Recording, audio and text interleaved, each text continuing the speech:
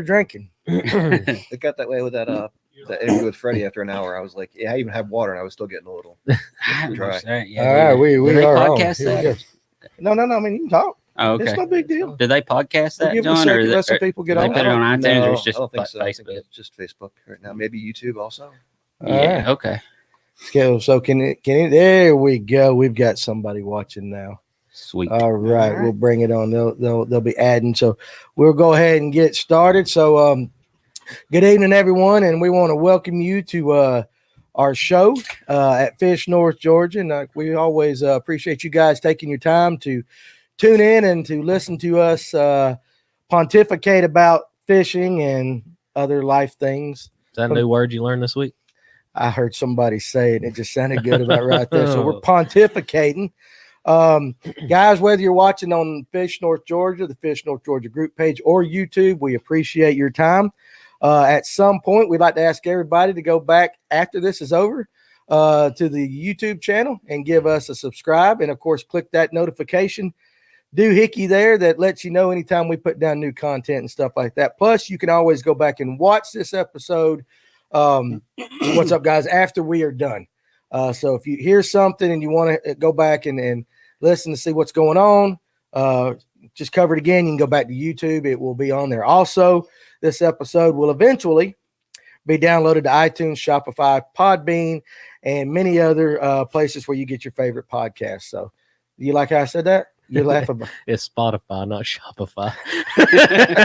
Hey, you know they what? Want to buy the podcast. You know what? Listen, I've been on Shopify all day long running the store like that. So it's Spotify, not Shopify. But if you want to go to Shopify, fishnorthgeorgia.com and buy you some stuff, you can do it there. Hello, everybody. We appreciate you guys. Also, check us out on Instagram at Fish North Georgia, and you can follow us on Twitter. But on Twitter, it's Fish North GA. So that's something right there. So did I hit everybody? Did I miss anything there, Blake? You're the young guy. No, you're good. I got everything. The Shopify, Spotify correction were there like good. that. All right, guys. This episode is sponsored by State Farm and the Cassidy Agency. Regardless of what your insurance needs are, State Farm has you covered, and we recommend Chase Epley as a person to meet those needs from your house all the way down to your rods. Did you know that you can insure your rods and stuff like that? I have my fishing equipment insured through State Farm. You the man. So there you go. Man. So Chase can set you up no matter what you need. All right, give him a call. And I'm glad we put this big old sign up because I always forget phone numbers at 678-779-7269. You can reach him at Chase at CassidySF.com. And again, tell him that the guys at Fish North Georgia sent you. And, we appreciate State Farm and their partnership with Fish North Georgia. So, again, a lot of you guys are just now coming on. Definitely want another place for you to spend your money, Matt. That's right. We want to tell all of you guys how much we appreciate you. And we love the fact that you guys give us a little bit of your life, a little bit of your time for us to do what we do. So, real quick program note. No program this Thursday, okay? Josh is going to be out of town, and I'm not smart enough, and Blake's not smart enough to run all the equipment. And so we're going to move it to Saturday night at 7 p.m. So there'll be a party here at Fish North Georgia Saturday night. All of you are welcome to come. If you don't want to come, you can watch it on TV. So what's up, Ron? But we will be here Saturday night, 7 p.m. Jeremiah Giles will be a guest. We're going to talk about all these big fish he's been catching. And we'll have some other people on as well. So you can talk about that big striper that's not photoshopped. Ain't that definitely not photoshopped? Yeah, that's definitely crazy. Not photoshopped. I would let's do this little public service message here. If you see something on Facebook and you don't like it, just move on. Just simply move on. Okay. I know some of you guys out there it's like you guys just start shaking if you can't say something. Sometimes the best thing is just to move on. Don't say nothing. If you don't like it, go on. Because fishermen are drama queens. Check we found that out this week. Listen, they're drama queen. These are all my social media links. What does that say at the top? KYNC. Keep your nose clean. Keep your nose clean. I like that. And that's it. So I mean, it's very simple. And I had a comment about moderating the page, and I don't want to moderate grown adults. So on the Facebook page, I've got enough things to do than to tell people to be nice. All right. So just Be nice. All right. So that's just all you got to do. Be a decent human. Yeah, guys, if you're watching on Facebook, you might notice in the comments if it shows, it'll say Facebook user. There is a link that if you will go to and click on it and give them a little information, it will give your name so that we can at least recognize you when you have a question or something like that, give you props or something like that, especially because I got a Facebook user just caught a 4-pound spot right there. So right there, see, it pops up right there. Congrats, Facebook. Huh? Congrats, Facebook. Congrats, Facebook. What's that old cat that runs Facebook? Zuckerberg. or whatever his name. I can't even pronounce it much. So I don't want to give him the credit. So anyway, we would love to know your names. All right. What's up, Nathan? The Buddha, he is here.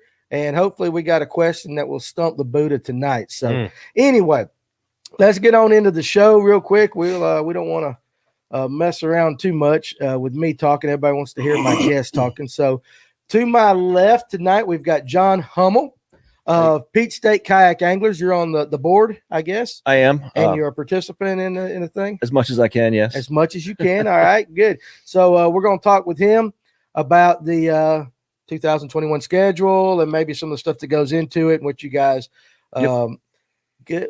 Okay, what's that say down there? Somebody's speaking a foreign language. What's up, Les? Le pêcheur. Hey, you're smart, Andy. What's that mean? I don't do French. I don't know. I mean, I think that's French. Is that French? All right, well. Fisherman, maybe? I hope so.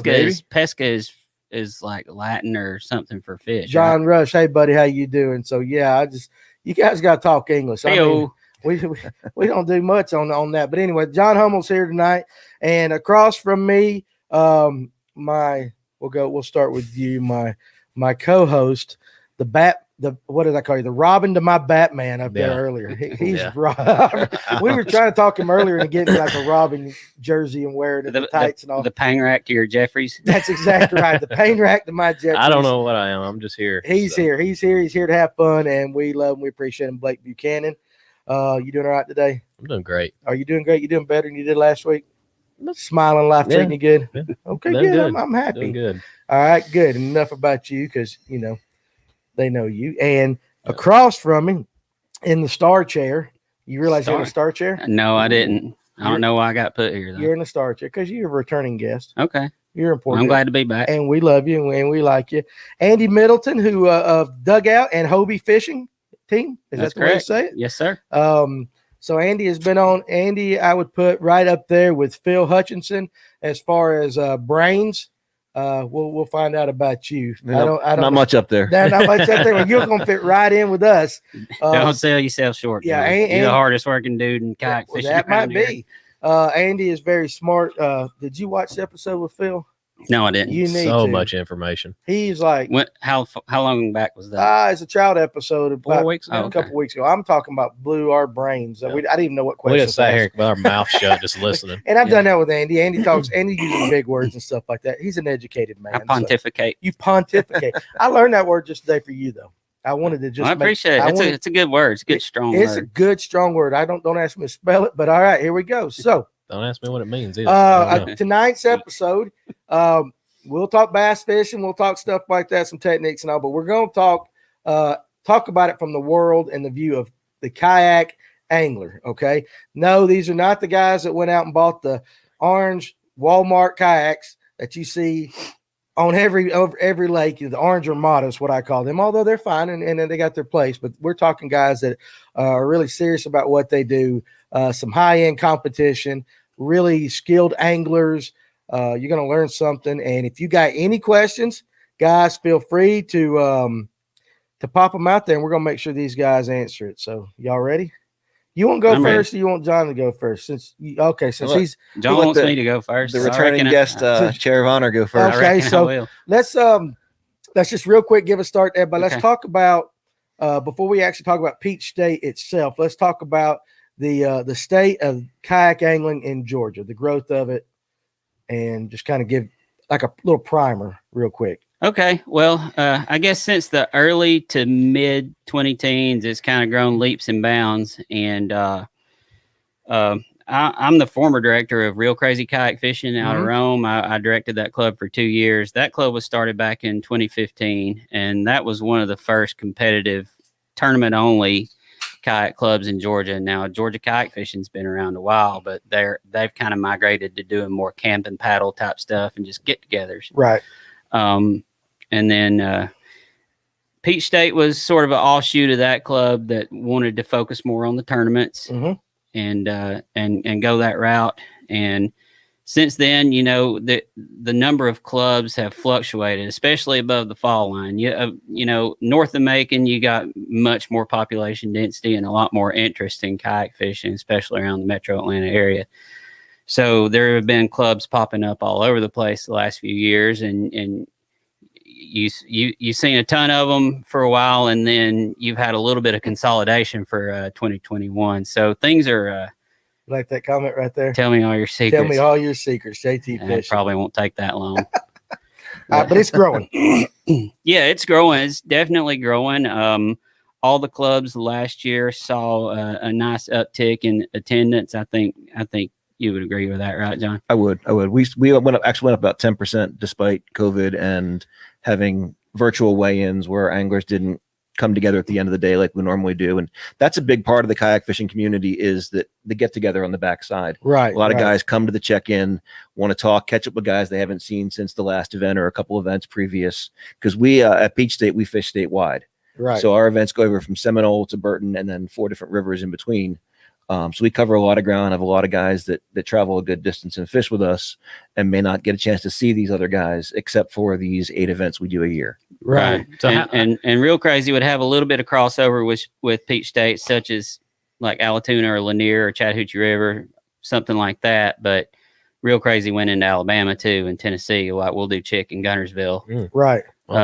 With and Weiss. Right. With some, but since it's out of Rome, all that stuff's really close. Exactly. So we do have some overlap, with venues, but we've been able, especially John and I have always worked well together on and off the water, planning stuff. So one thing I think that's pretty interesting is most people here, and it might even be some that are watching that go kayak angling, and they're like, okay, well, rivers, who cares? But you guys actually fish a lot of reservoirs. I mean, we do, yeah. All the big lakes. You basically hit all the big lakes in Georgia. Yep. At one time or another. So, and I think that's pretty interesting because, like I said, most people want to. And we're the same way with electric only. You kind of they put you in that shell. And they don't realize you actually get out there and compete on some good waters. Fish if we have to. Yeah, you'll do everything. I mean, I keep up with you, and you're all over the place. Tennessee, wherever. Now, Peach State this year.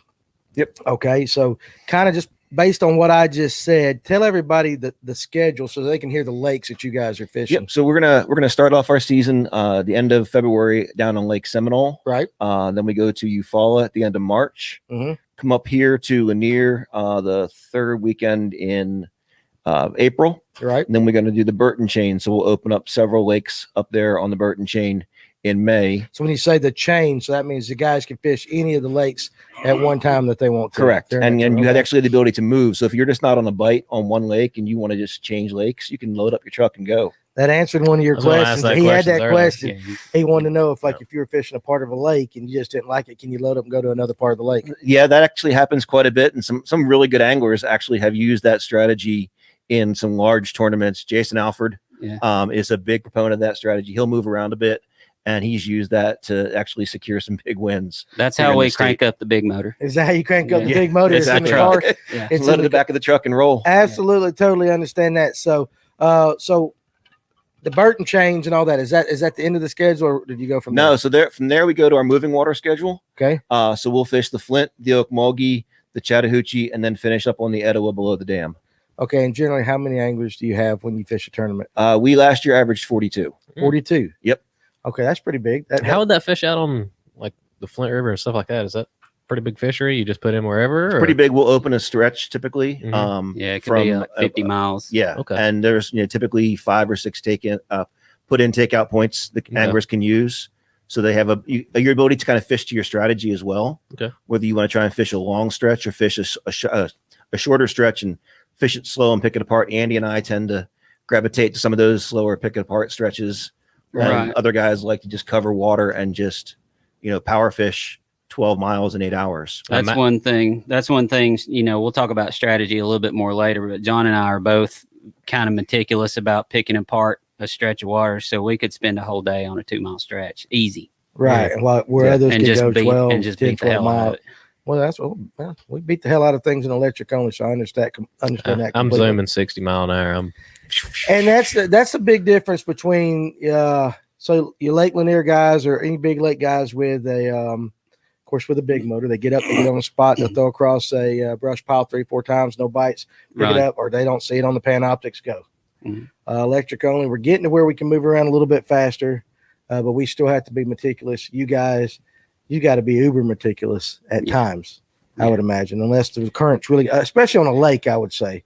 If you're on like a big lake like Lanier, you really got to be meticulous with the spot. You really do. And one thing that I tend to do when I'm pre-planning for a tournament, even if I don't get any pre-fishing in, is I will look at my maps and look at Google Earth and stuff and pick out an area of the lake with a very diverse set of cover and structure. I want riprap, I want docks, I want points, I want ditches, I want seawalls. I want all that available to me within a mile or a mile and a half. That way, if I commit to one ramp for the day, then I can go work all that stuff until I find where the bite is. Okay, I got you. So, just for those that might be interested, what kind of prizes, money, / whatever, do we look at in the kayak world in a typical tournament? So in a typical tournament, we take $50 total entry fee plus some administrative fees for Tournex and for transfer fees of money and things. So we typically put $50 towards the pool, $10 goes towards the big bass pot, and then $40 goes towards the actual pot. And as a club, we pay out for every 7th angler after the first. So 1 to 7, 8 to 14, 15 to 21, etc. Some of our larger events, we've paid out $900 for first place. Okay, all right. And a typical event, we're paying between $450 and $600 for first place. And of course, the difference with that than most of your tournaments is that's for one guy because it's not a team and stuff like that. So and this keep in mind is this is at the most basic grassroots level. Right. So as it goes up, because you guys are getting pretty big now with some big names, Bass and Hobie, and stuff like that, putting a lot of money into the to the sport. So what affiliation, and again, if I say a question that's totally, I'm not, the only kayak information I've ever got is from you and Joshua Little, stuff like that. So how do you, and they are on length. Yes, they're definitely on length. That is the biggest difference, I would say. No live wells, definitely on length. I can tell you right now that the kayak guys, and I'm sure you can second this, you guys are absolute sticklers. That fish has got to be pointed a certain way, left to right, something like that, mouth closed. Facing left, dorsal fin up, mouth closed, and we have a certain, I don't know, have y'all went to catch board only this year? We have not. We're staying with the 3 boards we've been using. Okay, so some of the clubs have went to the metal boards only, and then some still have the plastic boards. But anyway, no matter what board you use, the fish itself is fairly consistent across the board with the mouth being closed and the facing left and dorsal fin up. Okay, it's just standardization across the board. What does catch, photo, release, CPR? There you go. Here's a question I got. Does it get aggravating if you catch like a 20-inch fish and then somebody weighs in an 8-pound? Say you catch an 8-pounder and you're just like, I wish I'd count toward the length. I mean, I feel like that. I like the weight, but I understand how y'all go off the length. But does it not ever get aggravating? Somebody catch a fish that's real long and skinny, and then that's what I was going to say. You can catch a long, skinny fish that's just spawned out, and that's just worth as much as it would be to us if it was pre-spawn. I just didn't know if it kind of aggravates somebody if they catch a long one and somebody catches a 10-pounder. That ain't as long. Well, and that the Facebook user right there who's got this comment again, if you'll go to StreamYard and click on a couple of links, we'll get to know your name right there, Facebook user. But he says that sucks if you get a short, fat fish. Yeah, and like that does. Some of the Tennessee River fish, like on Kentucky Lake, I caught a 14-inch fish that was wider than my board one time, and that's just is what it is. It is what it is. Yeah. I figured it get aggravating at times. Is Peach State paddle only? We are paddle pedal, so human powered. Human powered. No motors. Some have gone to the trolling motors. Real Crazy's going motorized this year. So they're motorized. You were human pedal or human either powered? way. Either way, you Either don't way. have to have a motor. You can But it's legal in Real Crazy, and in Peach State it's not. Correct. Okay, so what about when you get to the higher levels like Bass though? Bass allows motors. Hobie does not. Is there a Advantage. horsepower? Well, is there a horsepower? I think it's a limit? pound thrust. I Pound think it's like thrust? 50. Okay, so like a 50. Is that right? Is it 3 horsepower There may or be- there 3 may be a horsepower, horsepower. or there's an algorithm or like a formula? I think that like based on the weight of your kayak or what your kayak rating is. I Oh, don't know it's what Tyler it is. Exactly. I've not looked. All right, Tyler. I've not looked in to get it in motor yet. So It's I don't know. Tyler, homie. Look at that. It's like straight cash, homie, right there. Straight Straight cash, homie. Randy Moss Randy reference Moss. here That's on Fish Randy. North Georgia. That's right. Straight cash, man. If you guys want to come up here and buy some stuff, I do straight cash. John Rush. So many kayak tournament fishermen have only just been kayak fishermen, so they never really see weights. They've always just been used to. I've never been in a bass boat. Really? Yeah. Really? As much tournament fishing and stuff you like to do, you've never been in a bass Never boat? been in a boat. Now I grew up fishing, flat bottom fiberglass boats. I've been on flats boats and charters and everything, but never a bass boat. Yeah, flats boat and stuff. I still consider that a bass boat. Well, still, how about you? Yeah, I grew up in the back of my Yeah, daddy's bass yeah. boat. That's still a Okay. My bass- brother and that's I still a sharing bass that back boat. platform as kids. Gotcha. So we grew up on old bass trackers and Okay, good. I nitros got you. and Okay. but Like that. Some of those Chickamauga fish will make you cry when it's 14 inches long and 4 pounds. That is true. And also, John Rush, right before the show, I noticed I had forgotten to give you our logo. So I will do that right after the show. Josh gave them to me. I'm supposed to be sending them Fish North Georgia's logo. So anyway, did you know we were going to? I did. You Partner, guys you are you doing some interviewing? We're for going to us, be right? doing some interviewing. That's one thing we're going to do with Peach State this year after they have a tournament win. We now have the ability, of course, to remote have somebody to pull in, and we will be doing videos with the winners of these tournaments. So when's your Nice. first tournament again? So the 27th of February down in Lake Seminole. Okay, so we'll get a report a little bit on Seminole and what it took to win down there. So you guys, that's It's hot right now. Seminole is. Mm-hmm. Like spawning hot or I Yeah, don't know. tell us, I don't know how close pontificate they a little are. bit, Andy. What is hot? I don't know how close they are, but you see some pictures from the high school tournament down there last week. There was some, Nice there's ones. some big You ones got the caught. full moon, so those Probably early pushing spawners up. should be coming up. Like Yeah, you might from have what a I've few. heard, You're not going to you're gonna have a your big first wave coming up. Yeah. how long a Here. drive is Seminole from here? 4.5 hours from It's about like from Eufaula. Jasper's 4.5 hours. About like you. So we're that's It's the next that's lake Albany. down from you. Fall. might need to head It's down there. Bainbridge. Bainbridge. Okay. Bainbridge. Alan Pruitt, no, you're not taking Andy for a ride. I know you, your family. No, history. I've known Alan for 15 years probably. Really? Yeah. Did you know we just found? Honest to goodness, and I know this has nothing to do with thing, but Alan and I found out about a month and a half ago that we're cousins. Are you really? Look at your last names. Well, just because your name's Pruitt don't mean that you're a Pruitt. But Somewhere I mean, down the line. somewhere you are. down the line we all are, but we're actually like second or third cousins, something like that. So water's 57, 58 at Seminole right Mm. now. So you're getting close. That's right Yeah. on it. That's like Sorry, I told you, crankbait, you're getting spinner first ones coming bait. up. Yeah. You better, And, better uh, take a frog down there. Oh, might be that I time. might need to head down there next Definitely, week. Definitely. So we're definitely going to do that. We're going to be interviewing the winners, and we'll get to question them on a show. We'll have them in for a few minutes and do some stuff like that. And then, Awesome. Thank you. I don't thank you guys. So buzz bait might be a good time for a buzz bait. I had a gentleman told me the other day that if the water was above, I want to say 48, he's throwing a buzz bait. If there's bubbles coming off the I've back heard of the that. blades, throw it. I've heard that. He said 48 degrees. Who was that? They was in here. I Who think it was that Jake- I coming think it was here? Jacob. Was it Jacob? I think so. Yeah, I've always been told if you're But throwing a buzz bait and there's bubbles coming By off, throw marriage it. and adoption. Yeah, listen. But you know what I told him? I said, we brought you up, Andy. We honestly brought you up when it was when we were talking about buzz baits. Because I said, I can tell you right now, I know one gentleman who said the only color to ever throw in a buzz bait is what? Black. That's Or black. Black or black. That's exactly what I said. I said, Andy Middleton throws black. He don't I care do. where.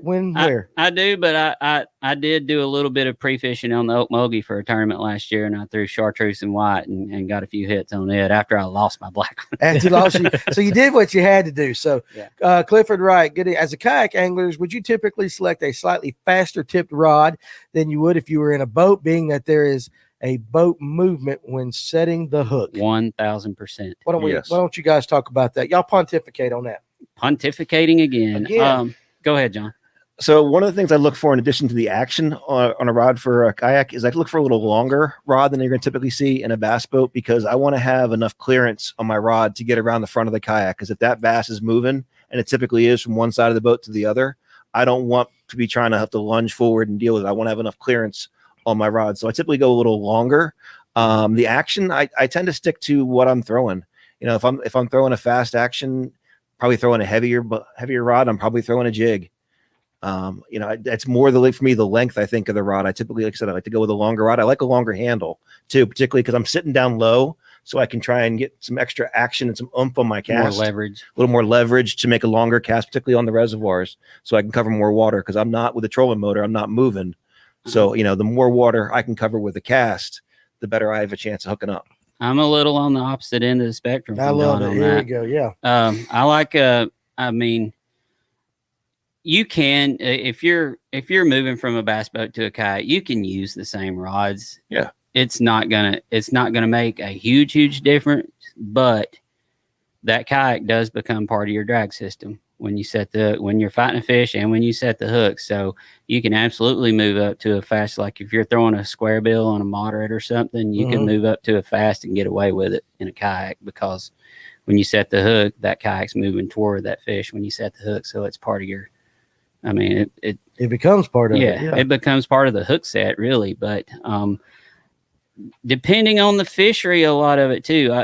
You know, if we both like to fish moving water, and we'll get back into some of these skinny rivers and creeks and stuff, and that's when I kind of like a shorter rod. Now keep in mind, I'm only 5'8" too, so I can flip with a 6'10", and I don't mind flipping with a 6'10", right? Like a 6'10" heavy. And you know, for me, that shorter rod kind of helps get in under the trees, and I like a shorter butt on my rod too, because I'm wearing a life vest. Okay, that makes sense. So you like the longer? I like the longer for leverage. You like the longer for the leverage. You like the shorter a little bit, and all that stuff. But anyway, Clifford Wright, that is an excellent question. And again, if you got any more, you know, keep on bringing them. Can I hang my bass rod up to show? I'm gonna try to read that again. He's moving it. Broadcast. That one looks behind. I can't even understand. Can I hang my bass up to show? What's that? What's that say? Oh, he's probably show off on your podcast. Broadcast. Okay. That one behind. Oh, that one. Yeah. Like she's saying that one looks good. She wants to show her bass off on. Oh, is this? Maybe hers? she wants it on the wall. No, that's mine. Oh, okay. That's Dad. Dad uses Jessica's thing. Oh, he uses her account. That's Dad. Listen, Charlie, you can't be hiding as Jessica, buddy. I mean, seriously, you're killing me. All right. So I actually thought we had a female viewer or something like that. We were actually, you know, getting some diversity and all that. So are you guys standing a lot, Nathan? Want to know how much standing do you do? I do. Typical hour. Like you can like flip sitting down, but man, I don't know how people don't fall out and stuff. No, like our kayaks are stable. Both we have very stable kayaks. They're like, I want to get in one so bad and actually stand up and like flip it. Dugout has a demo. Eric Payne wants to know, never is side imaging a waste in a kayak? Because you guys spend just as much money on your stuff. All right, so the answer is no. Again, let's talk. Let's go. Talk about it. No, side imaging is not a waste in a kayak. In fact, it's one of the best tools you can have in a kayak, because usually you're cruising along at 2 to 3 or 2 to 4 miles an hour, and that's actually the optimum speed you want to be going to use side imaging effectively. Let me say hey to Eric and Rebecca Thurman. They came up here this weekend, and she runs North Georgia or Mountain. I type it again. I got the card up. So she runs food bank out of Gainesville. We're going to be doing some help with them coming up very soon. Some good stuff in March and April. So appreciate meeting. I tell you, as a matter of fact, all you I don't want to say all you guys. I'm getting quick to say there might be some women. There are some gals. I'm sure your daughter's watching, so you got to include all you her. guys and gals that came up to the store and that have been seeing us here lately, we love it every time you come up here, and we appreciate meeting each and every one of you. And unfortunately, y'all, as Rebecca and Eric both know, I'm terrible with names, and I remember your faces. But anyway, so I just want to make sure I say that. So we really love all that. So Paul Conan, yeah, Paul's a big kayak fisherman too. I stand almost all the time on mine. What does it mean by watch your hooks at? Well, I mean, I imagine if you jerk your ass you- like yeah. crazy, you're going, dude. It's a kayak. Yeah, if you really cross one's eyes, you could lose your balance. So that's Yeah. that's what I'm talking about. Because Because I mean, if I'm flipping or bed fishing and I'm jacking them, like I'm. yeah, What do y'all do? What do is y'all? that What do you, facial expression? Well, when I'm flipping or something, I'm trying to cross their eyes. You can have a hard hook set in a kayak. It's not. Yeah, it's not that bad It's not because they're that not bad. kayaks anymore. They're boats. Yeah. They're wide. I mean, if you I mean, seriously, usually I you're. haven't asked you this question, but when does a kayak become a boat? I think when you put a motor on it and got to register it. You think that's it? I just think, listen, Hobie's got some kayaks out there that are nicer than some boats out there. Right there. I mean, seriously. Yeah, and it's plastic. So that's one of the big things. You guys in the John boats and the bass boats have metal, aluminum and fiberglass. Right. We're still in plastic boats. Yeah. So that's one of the big things that defines a kayak, and then of course the shape of it. Right. That elongated football, Right. whatever Right. shape. Absolutely. And so that's a couple of things that define it. And you guys were talking about standing. I think the threshold of width on a kayak where you really start to get comfortable standing is about 32 or 33 inches. Okay. So if your beam Right. is that wide or wider, you should be able to stand fine. Josh, scroll up just a little bit if you don't mind. We're gonna get one more question out of the way. Right there. Stop right there. Mike Howard. Mike, hope you're having a nice evening. What would be your top 3 essential kayak tools? PFD. PFD, Yep. absolutely. A cart And that cart being something that you put to get my kayak either from the Oh, parking lot cart. down the ramp. A cart. So the you ain't kayak cart. got to pull that joke Right. like that. Okay, cart. I have a collapsible cart. Right. Some guys have one that folds up onto the back end of their kayak, Mhm. so I can launch in one spot on the river, take out another, and just be able to drag my car all the way up, or my kayak all the way up to the car with a cart. That made my life a lot simpler. You don't have to necessarily 2-man if you're fishing solo. You can get the kayak around a little easier. Right. Yeah. Okay. You're not also you're kind of being a little better, a little more conscientious at the ramp instead of taking up 20 minutes unloading a kayak. That is a whole. Because I see that. I see that. I was that That's a guy can when I of worms. started. Yeah. And I see that sometimes now, and it's like people will take up the only lane at a ramp to offload the car top and then put their kayak out. And I've been there. I was that guy when I started. But now I can actually load up in a parking spot, just roll right down, throw the cart in my hull, and just go fish. Yeah. You're not blocking off a busy ramp. And with the kayaks, just kind of a public service announcement. If you're doing something like that, if you want to back down the ramp, load off your kayak, but like pull it over to the side. If you got grass or some dirt or something on the side of the ramp, be courteous. Like It is. everybody's there to fish. Everybody wants to get out there early in the morning to hit that topwater bite. Right. So just try not to piss people off. Just be a decent. Well, Be a that's decent right. human. Let's say straight to the That's point. it, straight to the point. Don't piss Yeah. nobody off. All right, so that's 2. We're gonna come back to the third thing you want. I got a little statement I got to make too. Fish North Georgia wants to give a shout out to our buddy Ben Snyder. I said that right? It's Snyder. Okay, I just call him Ben. Ben is with Snyder Media Services. All right, he does custom media, CCTV, audio, and networking systems. And the reason we're doing this is because for the past few days, he has been installing our system at our store. We got our speakers in. If you guys are familiar with places like Nofo Brewery and stuff like that, we have the same sound speakers in our little store up here that those guys got out there. And we got a new 70-inch TV that he has mounted up there that we're throwing Bassmasters. well, of course, whatever Josh else. watched hunting videos on it all Yeah. days in the fishing store. But anyway, so we guys got that. But Ben did a hell of a job. And we want to thank him personally, number one. Great guy. And we highly recommend him. If you've got needs like that at your house, you need to call him at 678-777-4674 and tell him that the guys at Fish North Georgia sent you. He might not return your call if you told him that we sent you. But now, all seriousness, guys, how loud was that system there, Blake? And we were jamming. I went to pick pizza up and come back and was turning my truck off. And I thought, what is that? Is my radio still on? And sure enough, I see Danny dancing through the window. So Absolutely. we We were coming from jamming the building. we to test it. We did the opening of Dr. Feelgood because it's that boom, boom, boom, boom, and then we did good grief. What we did? We did some AC/DC, Mhm. some kind of Spice Girls. Listen, I would have put some Spice Girls on. I got no problem with Spice Girls. We had to man. listen. We had to listen to Josh. Josh has had some psycho music from what'd you call that? It's from Interstellar soundtrack. So It's a movie, Danny. It's a movie. Is it? Yeah.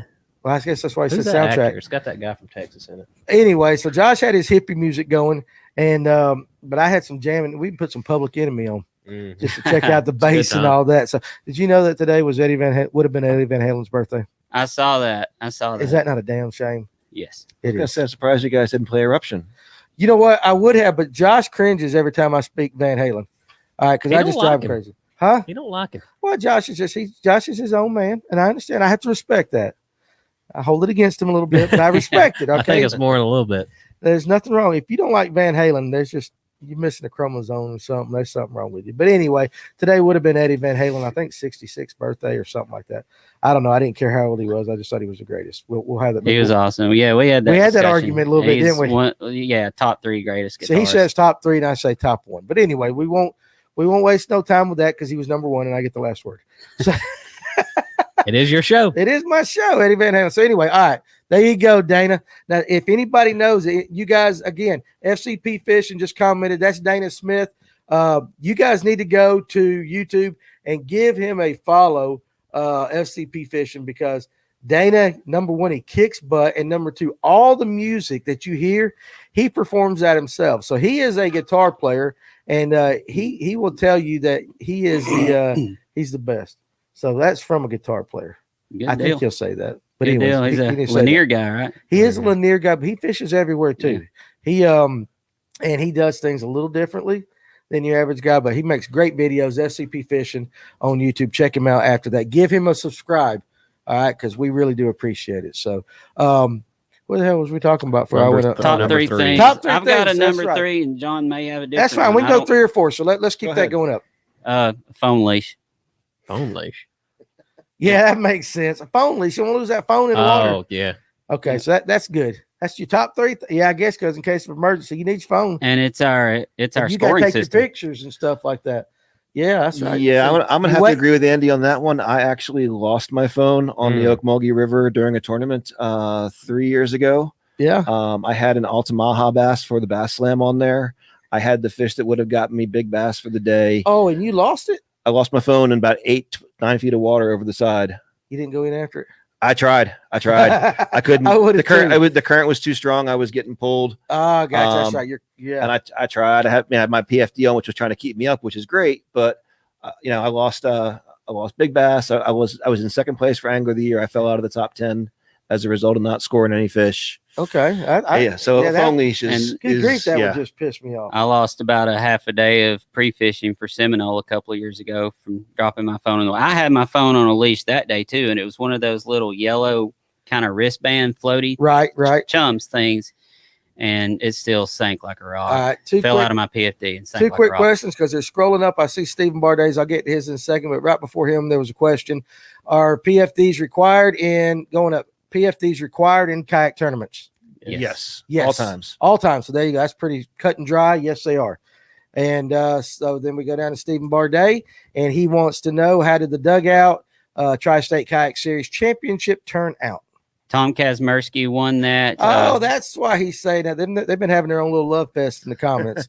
Yeah, Tom Kazmersky won that On a tiebreak, right? on a tie break. Yeah, Ooh, so that's yeah, drama. 77 inches or Yeah, something. it went like down to that. the first fish. Yeah. Okay, so that's so. Okay, so in case of a tie, you go to first fish. You go the biggest fish. And then then biggest, and you If just biggest is tied, then you go to second biggest and you work your way down until one of them breaks. And if for some reason all 5 fish are tied, then we just typically, Peach State, we just combine 2 places and split the pot like in a golf tournament. there you go. How Send them about back that? out for a fish off. Huh? Send them back out for a fish. off. I Let's like go. that idea. We'll go to the first stretch. Somebody have a Michael breakdown. Got to have a first aid kit, wasp spray, and toilet paper. Well, Toilet I paper guess needs so. to be on every boat. Rodney Toilet put that- paper on a river float is a definite necessity. If you're fishing in a reservoir and you can come back and use if there's a restroom there, you can use. Right. It's okay, but toilet paper on an 8-hour day on the river where you got nothing is gotcha. I keep it in a Ziploc. Yeah. It goes with me. Yeah, I Eric keep a Thurman, Ziploc of PFD it. is required, tourney or not. I guess that is true. I would mean, say so. Yeah, well, I don't how go about with that how one about anymore. local? I mean, wouldn't the state law say you got to have a? You got to have one on the On vessel. the vessel. So you got so it's required no matter. That's considered a vessel, right?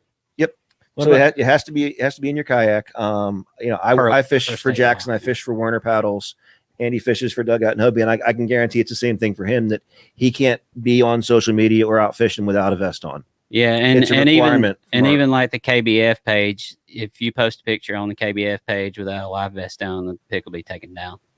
Gotcha. Okay, makes Yeah. sense. Well, that's good. I mean, it's good. There's too many stories. You hear it every week, especially in the summer. You see it every weekend. There's at least one death from somebody not wearing a PFD on a river or something. Let me take a second too to recognize your outdoor adventures in the comments. Guys, you need to go to Your Outdoor Adventures Facebook page. They're actually doing an event that's going to take place in, I believe it's April. Correct me if I'm wrong, but I believe it's April, where they're going to take a bunch of kids. That's just basically what it is, a bunch of kids fishing. People have been donating money to the cause and stuff like that. So his goal is Goes to kayak joust. yeah, you saw the kayak joust. I know, I love saw that that too. idea. I saw that. His goal is to take 50 kids fishing. I think they're up to 35. They have the means to do 35 right now. He also is in need of adults. This is bank fishing. We're not putting them in boats, so something like that. So you guys check them out. Your Outdoor Adventures, April 10th. So definitely give them a follow there Yeah, too. shout out to Dew Wipes. Yeah, Dude wipes are Dude a wipes. lifesaver. Yeah. are they a lifesaver? You don't like a dirty Absolutely. backside there, bud? If I'm deer hunting, turkey hunting, or anything, they are on me. Work. Are you serious? Like when we go turkey hunting, you gonna have your wipes with you? Dude, have you never been standing in the woods? You know, you've drank your coffee in the morning. You gotta rough it out and use the leaves, dude. What do you mean drink your coffee in the morning? Are you one of those that you drink coffee? If I'm on my way, especially turkey hunting, I'm drinking coffee. I drink coffee too. And there's been mornings. Shout I'm out to Black I'm- Rifle Coffee Company. Hey, yeah, we got some Black Rifle coffee coming. So, coming, but I've absolutely. had mornings, you know, breaking daylight, turkey's about to start gobbling, and my stomach's gobbling back at me. I have to run and drop them real quick. And I'm wiping with Dude Wipes. I'm going to have a Are those fresh things ass all day. Are they biodegradable?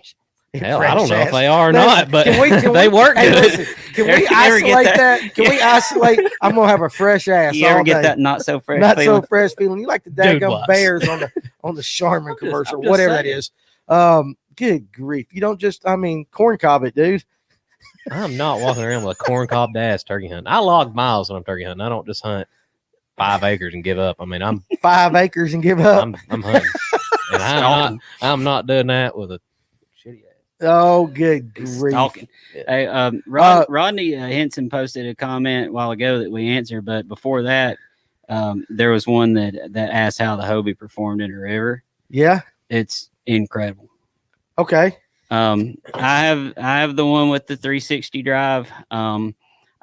So you can control it with the rudder or with the 360 handle.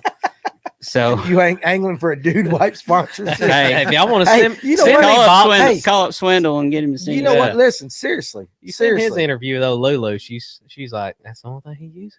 Lulu? Keeps him in his. That's his wife. I know, good grief. But what if we get Dude Wipes for the elites? Hell yeah! I'll start asking. I'll ask anybody for anything. So we'll do that. We'll try that tomorrow. Can we donate serviceable gear to fish with a kid? Absolutely. Yes, you can. I actually had a gentleman ask me today. He had a bunch of extra fishing gear. And more so baits. This guy was more so baits. He was cleaning out his tackle box, and he asked me if I knew what we could do with them. And I said, give them to me. I'll make sure that we can get them into the hands of people that can use them. So again, too, if you're close to Fish North Georgia, you want to drop them off here, I'll make sure Mario gets them. And plus, he's finally killed.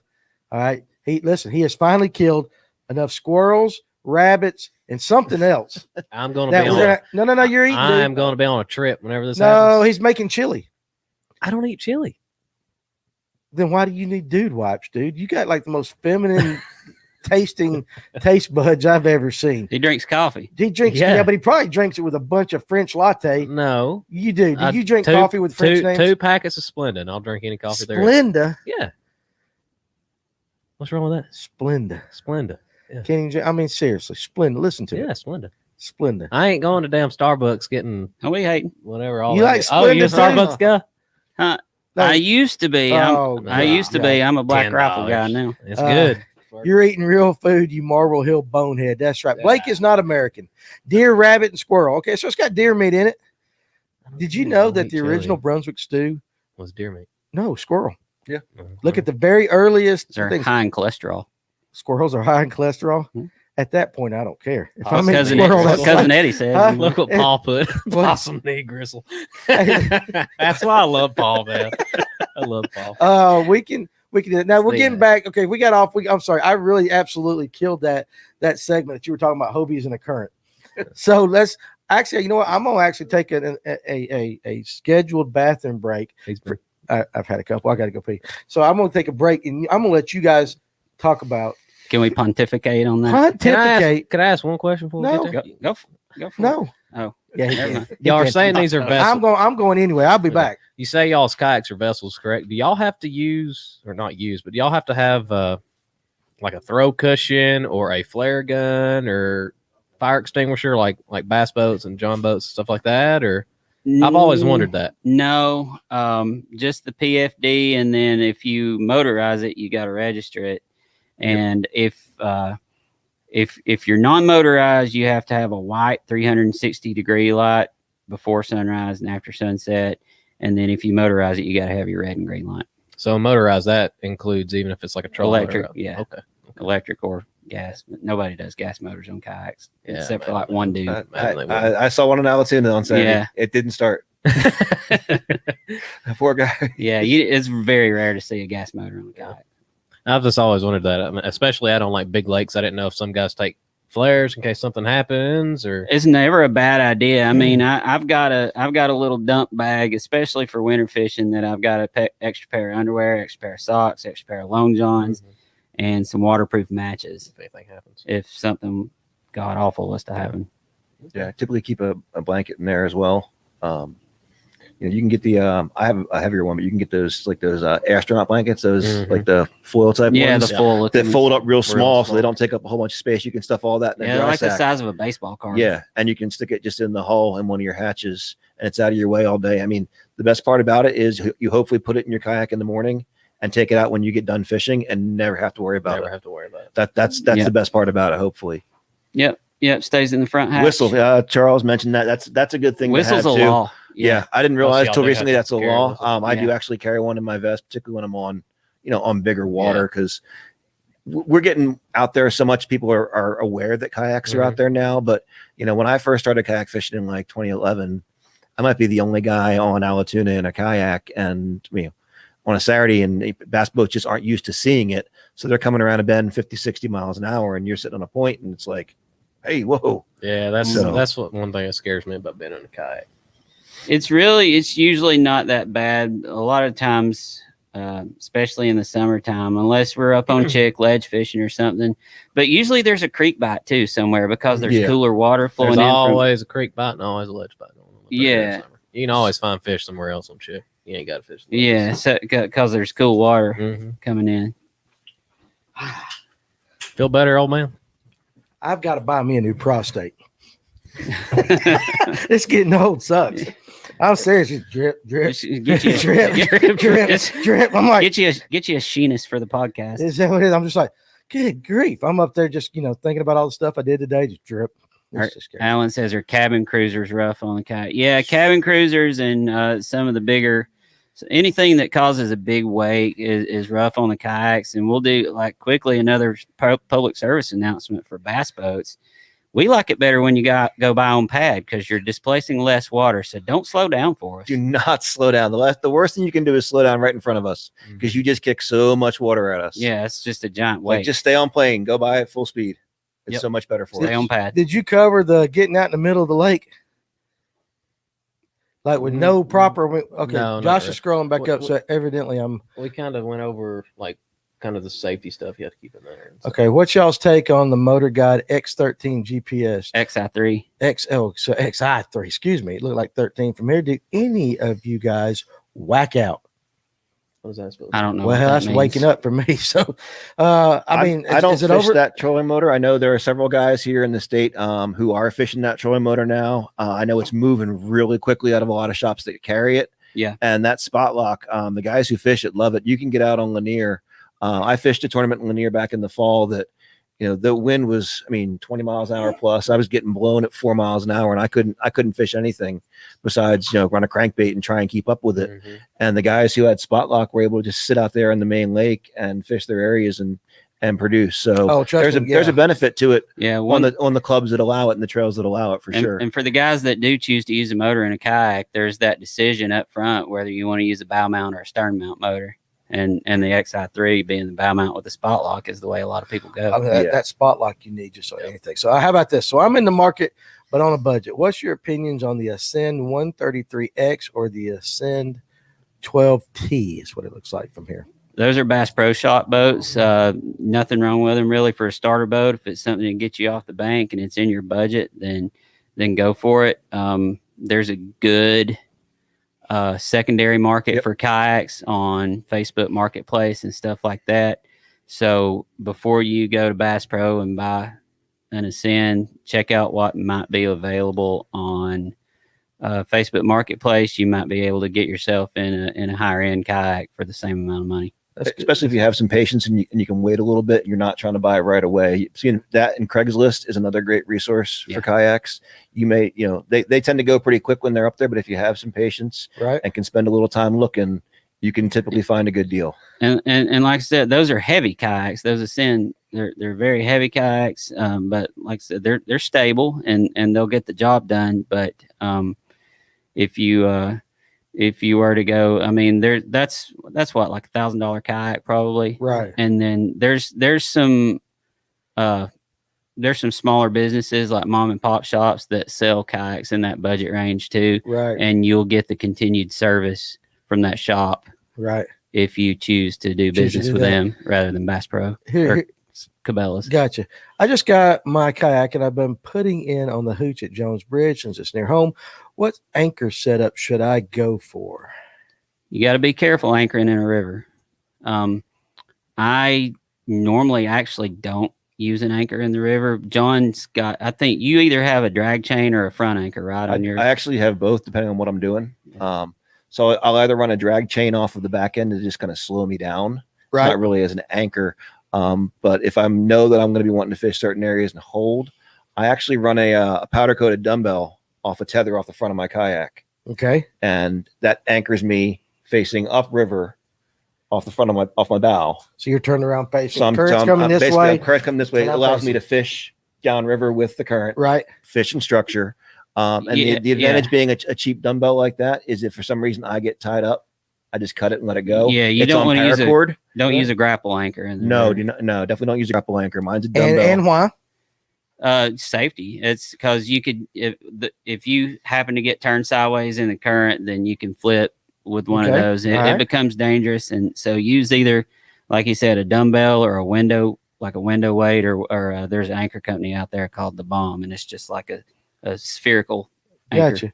These guys are great questions tonight coming from the gallery. Absolutely. Let's scroll on down. What's the fish hawk say right there, right behind the thing? What's he saying right there? Talk more about the Hobie. Okay. Do we know the fish hawk? I don't know if I know the fish hawk or not. I don't believe it. Is it the shop? I don't know. The fish hawk down in Atlanta. The flash. I don't know. The fly shop. I don't know. So fish hawk. Who are you, fish hawk? Like that. So there we go. We'll just straight up ask him. So anyway, about the Hobie, that's one of the things you fish. So you'll do that all day, right? Right. Yeah. As far as company history, they started out as like a surfboard company. They're out of California. It's American made kayak, very high end kayak with a patented drive system, pedal drive system called the Mirage Drive. And what's more American than Bush Light, man? Light. Oh, come on. You watching your figure? Does it look like I'm watching my damn figure? It looks like you need. I look like I've gained, not lest you be judged. It looks like I've gained 30 pounds. Truly, shit. Hey, he had Bar lemonade. day. We're doing good to get that in there on him. So, bar day, bless your heart. I love it. Sorry, I didn't mean to interrupt you, but comments kill all me good. from time to time. No, it's a high-end kayak with a patented drive system called the Mirage Drive. It's got fins rather than like the bicycle pedals with a propeller right down below the surface of the water. So they perform really well in grass, and they now have some kick-up fins. So if you run into a stump or a log or something in the water, you're not going to damage your drive. I got you. I can't. These guys are killing me. Full bush. Do you go full Lord, bush? Here it goes. There's the rabbit hole. There's right. Is your kids in bed yet? Let's not even. I don't know. Your kid's in bed. I don't Yeah. know what time It's it almost is. time for the It's Adult only Swim. nine- it's only Here 9 we o'clock. go. It's 9 o'clock. 9 o'clock. They should better be. And it's the camera angle, Blake. What's Nathan wrong said. with Busch Light? It tastes like water. It ain't What are that you bad. drinking over there? Well, listen, I've you're over there drinking damn IPAs. That's hippie beer. it's just what Josh had. But Don't listen, judge on that. for the I'll taste test I'll drink tonight, any of it. We're gonna drink mango dreamsicle, Mango. and cream IPA. And he gives me shit for putting 2 things of I Splenda brought in it my down here for coffee. you. Oh, bullshit. I No, might I did. have to say I might give that one a hard pass. Well, I mean, Josh said it was weird. So here we go. It's made I by thought it was for me. It's Terrapin. It's Terrapin. Athens. Athens. Go Dogs. That's that brown liquor. Ooh. Like who is in nasty? Ooh. No, it's weird. Hey, listen, John Rush, I'm telling you what, Got no we need to have a anymore? bourbon sponsor. We do this show with Bourbon or whiskey? Somebody hook us up. Hey, we got What a do you bar mean, upstairs bourbon now. or whiskey. That's Bourbon's bourbon's distilled in Kentucky, and That's right. whiskey can be anywhere else. I mean, brown liquor. Hey, we got a spot for keg now up at the bar. Did y'all see that? We could have a Nothing full beats a keg up in cold that Dr. thing. Pepper. I know, but listen, I'm trying to watch my figure. So we're going. Let me try this one more time. I've been on a Topo Chico kick myself. Danny what? only drinks beer that Josh has. That's true. He's Hey, a listen, moocher. that's He's a it. damn moocher. He don't ever bring his own. He's What a do you moocher. mean? That's true, but Josh buys good beer. All right, Elko versus E-Propulsion. We're going to save that for how about Saturday night? All right, Some we'll do electric that. guys coming on. Huh? Electric guys coming I on. don't know. We'll talk about Elko's it. a little. I will tell you Elko's a this. little much horsepower for the kayaks because Yeah, as far as tournament regulations. Well, they have a 5. They get down to 5, but that's probably still a little too strong. And I honestly would say E-Propulsion sells that Spirit 1.0 that's basically set up for a kayak. That's pretty. And you know, we sell Elko. We are in talks to sell E-Propulsion very soon here at the store. We are waiting on the call back from the distributor, but we've gotten the okay from the E-Propulsion overseas networks like that. So you guys need to get up at Chattanooga Whiskey to sponsor the show. Ron, listen, any and all sponsors we'll take right now, especially one of that caliber right there. So how about you set us up? You drink whiskey? I do drink whiskey. What's your favorite? I drink a lot of Four Roses. Bourbon. So I got you. No. I got you. Ain't crazy about the name, but I got you. How about you? Makers. The Makers. You got Mars. makers in that thing right there and didn't even bring me none. That's my favorite. You got the bottle in the car? Listen, No. there you go. Dang. Makers is the bomb. How about you there, Busch Light? Whiskey? No, you probably a gin guy, ain't you, or something? Gentleman Jack. Like Gentleman Some Jack. Crown every now and then. Some Crown. Gentleman Jack. Mhm. You a mixer or you straight up? Depends what kind of mood I'm in. Kind of mood you in now? Bush Light. Or some Gentleman Jack All right. with Yeah, some Coca-Cola. Let's prefer it. Buffalo Trace for the win. Woodford. Hey, listen, Nofo is distilling something called them. Listen, Paul, we really do want to get Nofo to be a sponsor on the show, so we need to set that up. Definitely, you guys that go to Nofo, definitely tell them George Dickel, Stephen Bardet, listen at him. That's some good stuff too. You guys need to definitely tell them that they need to be a part of Fish North Georgia. So while we're on off fishing for a second, and before everybody in the world tunes off, it's time to do the True Grit question of the week. Now, do we remember what it was? I believe so. I didn't type it down. There's a company that started, right? A kayak club. Okay, that's right. Yeah. That's what we did. All right, Man so with the here's plan. what it is. So here's the question of the week, and we want to know: is it just a year that we want to do? yeah. Year. Okay, so something fairly simple. Old Granddad Eagle Ray. I love people throwing off some great names of some quality, and then Paul. Paul, and then I love him. and then there's Paul, I love him. and then there's Paul. Okay, so guys, I'm gonna send you a gift Just pack. can't have anything nice. Nothing, we nothing can't with have Paul. nothing nice. That's right. So look what he answered. He's already got it. So we Was got it to come up with posted? another question. He answered it already. What the heck is going on with Did he Charles? fish with y'all or something? Yeah. Oh, so man. we ain't gonna do that. So here's the deal. What we gonna do? Come up with one Here's of our heads? here's the deal. Real quick. While we're doing that, why don't you read a little bit about Mad Shark Charters where I find us a question of the week? You can read, right? I know you're from Marble Hill and you drink Busch Light, but don't enunciate any of them words wrong or something like that. Please do that. Okay. And if it's a big word, let Andy help you. You just want to do it, Andy? Since you And no, you can read it. Okay, I want you you to go do it. ahead. You got to learn how to do that. But Andy is educated, like Southern Poly educated. He's smart. Oh, not Pickens County High. Did you graduate? Yeah, I graduated early, head of my class. Thank you. Head of your class? Yeah, I did. What was like 10? You were hold on a second. Hold on a second. You were the head He's of Pickens busted. County? No, not the head. Like love him. I I'm said, just- a head of my classes in early. I graduated Oh, in okay. December. I thought you meant the head of your class. No, All right, go ahead. hell Go no, ahead. ain't that smart. All right, guys. Go ahead. Mad Shark card. I told you. I told you. I knew it. I knew it. I knew Why it. you That's got- awesome. You do this to me all the time. Come on. All right, guys. Mad Shark Charters, Captain Dave Hust and Captain Andy Hust. If you want to go down, where are they located? Around the St. Simon's Island, St. Simon's, Jekyll, Sapelo, and Cumberland Islands. You can give these guys a call. They do trout, redfish, flounder, whiting, whatever that is. I've never heard Whiting of is it. a Whiting. little bitty fish, dude. Oh, okay. They're I good. didn't know Shortfish. that. Yeah, shortfish. Like They're really eating good. fish. Or? Whiting. Okay. Yeah, You can eat them. Hey, they got tarpon, and for people who haven't been tarpon fishing, go tarpon fishing. Just hook up. It'll change your mind about the bass world. You'll want to sell your boats and go tarpon fishing. Says the guy drinking the Bush Light. I'm done. You ain't got Yeah, to worry you about done. seeing me no more. There you go. I love you. All You'll right, be but back. Mad Shark Charters, guys. You got Captain Dave Hust and Adam Hust.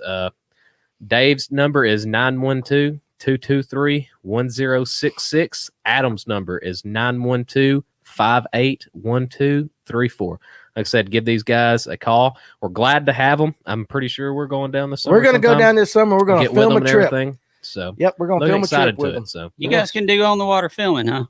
Yeah, you want Josh is the man. How about a Peach State tournament? Ooh, Well, we can do that. Can I participate in it if I do it? you ain't got a kayak. Yeah. We'll put your ass on a paddleboard with a damn stream bikini and just like, here you go. How about I that? do it. Downward, Shit, I know you would. Let's. How about a thong? downward spiral. Downward spiral. I'll do that yoga like the Great. daggum rich women Women do up there at on Big Big Canoe. Canoe. Yeah. We were filming. Paddleboard yoga. Yeah, you knew there was such a thing. They do that down there on 30A. That's fancy too. Down there. Here come all these chicks buy some paddle boards. And we're like, what are they doing like that? And they went around a corner and we were filming. Come back and they was all doing downward dog and all kinds of stuff.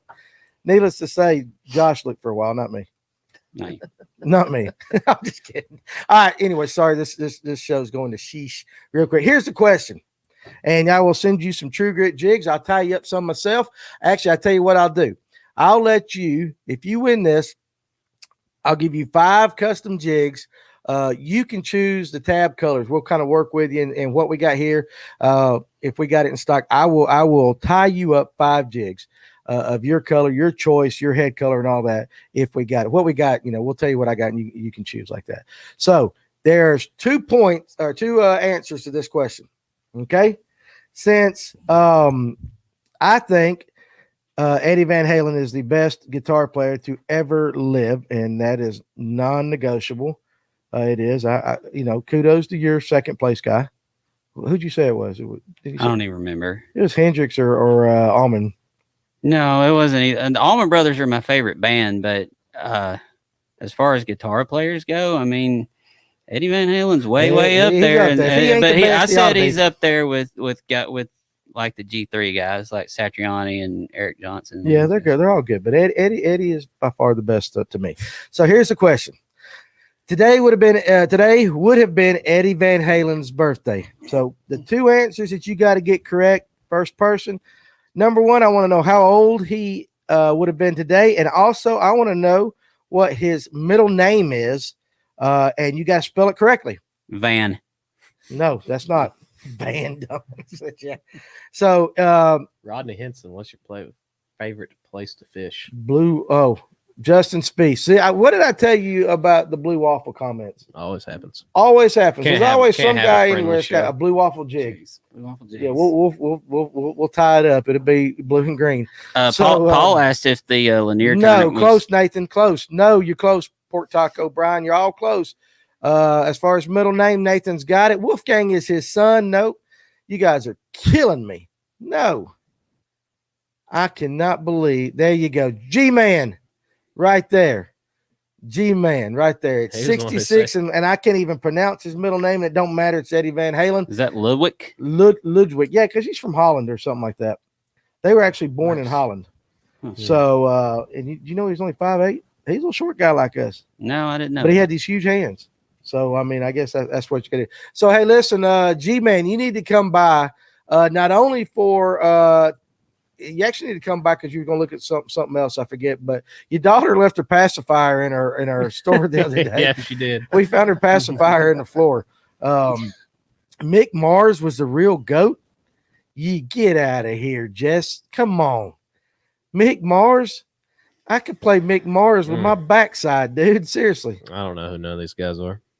Paul asked if the Lanier tournament was 3 or 4 clubs. It's 2 clubs this year. 2 clubs this year. And what clubs will those Peach be? State and Real Crazy. Yep.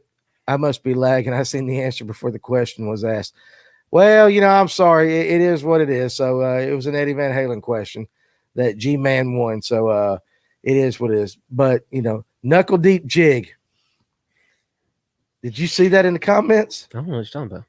You know what? You're the Bush Light guy. You know what knuckle deep is. Huh? There we go. All right, let's get back on fishing. That I deal with every day. Was going to ask y'all, Were y'all going to ask when PSKA started? that was going to be the question original. of the week, and then you answered it. He was 65 when he died. He would have been 66 today, and his name is Edward Lodvik Van Halen. All right, so there you go. So there's that. So There's a water Stevie Ray's pretty good, but he wasn't Eddie. When you're on the river, do y'all prefer dirty water or gin clear? Got to be dirty water. Now we're not talking Look, chocolate they're both water. thinking. Slightly stained. So dirty. There's a difference between slightly stained and dirty. And what's the difference? Dirty. If it's dirty, I'm thinking like borderline chocolate milk, and I don't want to fish. I don't want to fish in that. Okay, I'm thinking dirty. It's just you can't see that. Toto Creek is stained. Okay. Yeah. What about you? Slightly I like stained. clean water. Are you like scared of what really? might be coming out of our mouths now? You look No. like you, okay. No, I just- no. Backed I mean, away from no, Danny. no, I'm just- Andy's kind of used to us. I'm just wondering. No. I like clean water. Uh-huh. As kids, I grew up in the Northeast, and as kids, we would go to Maine every summer for a week. Right. And you get used to fishing for smallmouth, sight fishing for them, and those mountain lakes 12, 15, 20 feet down where you can see them. Right. Yeah. So you gin just- clear. You, Right. you get used to fishing that way. I learned to fish it. I'm comfortable with it. Most guys look for dirty water and don't like fishing clean water.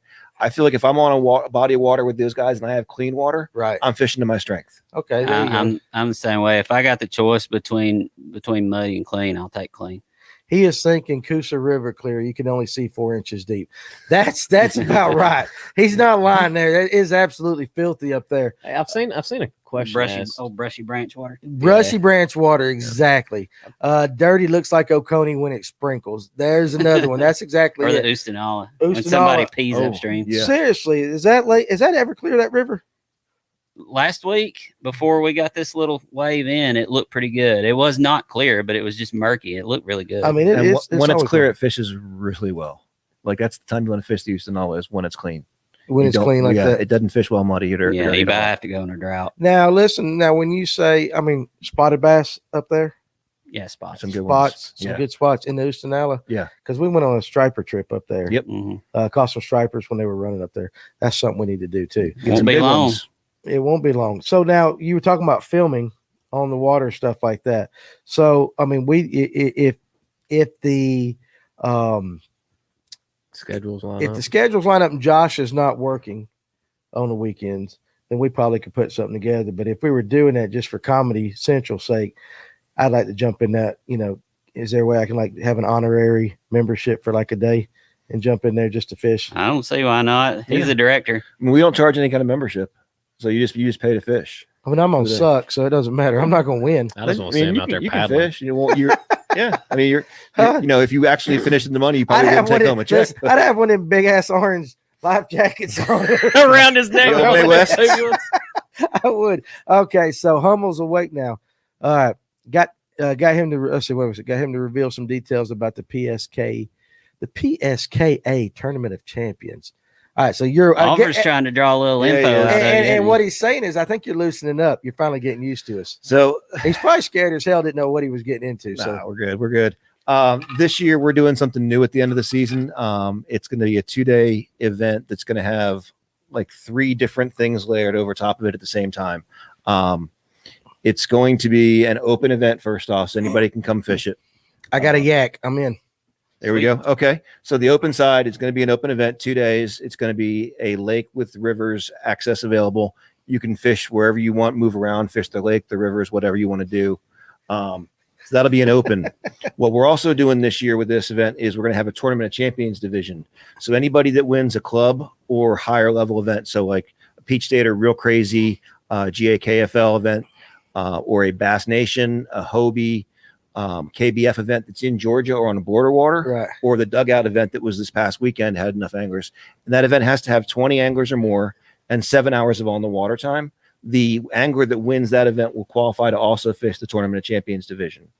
And that'll have a separate entry fee on top of the open.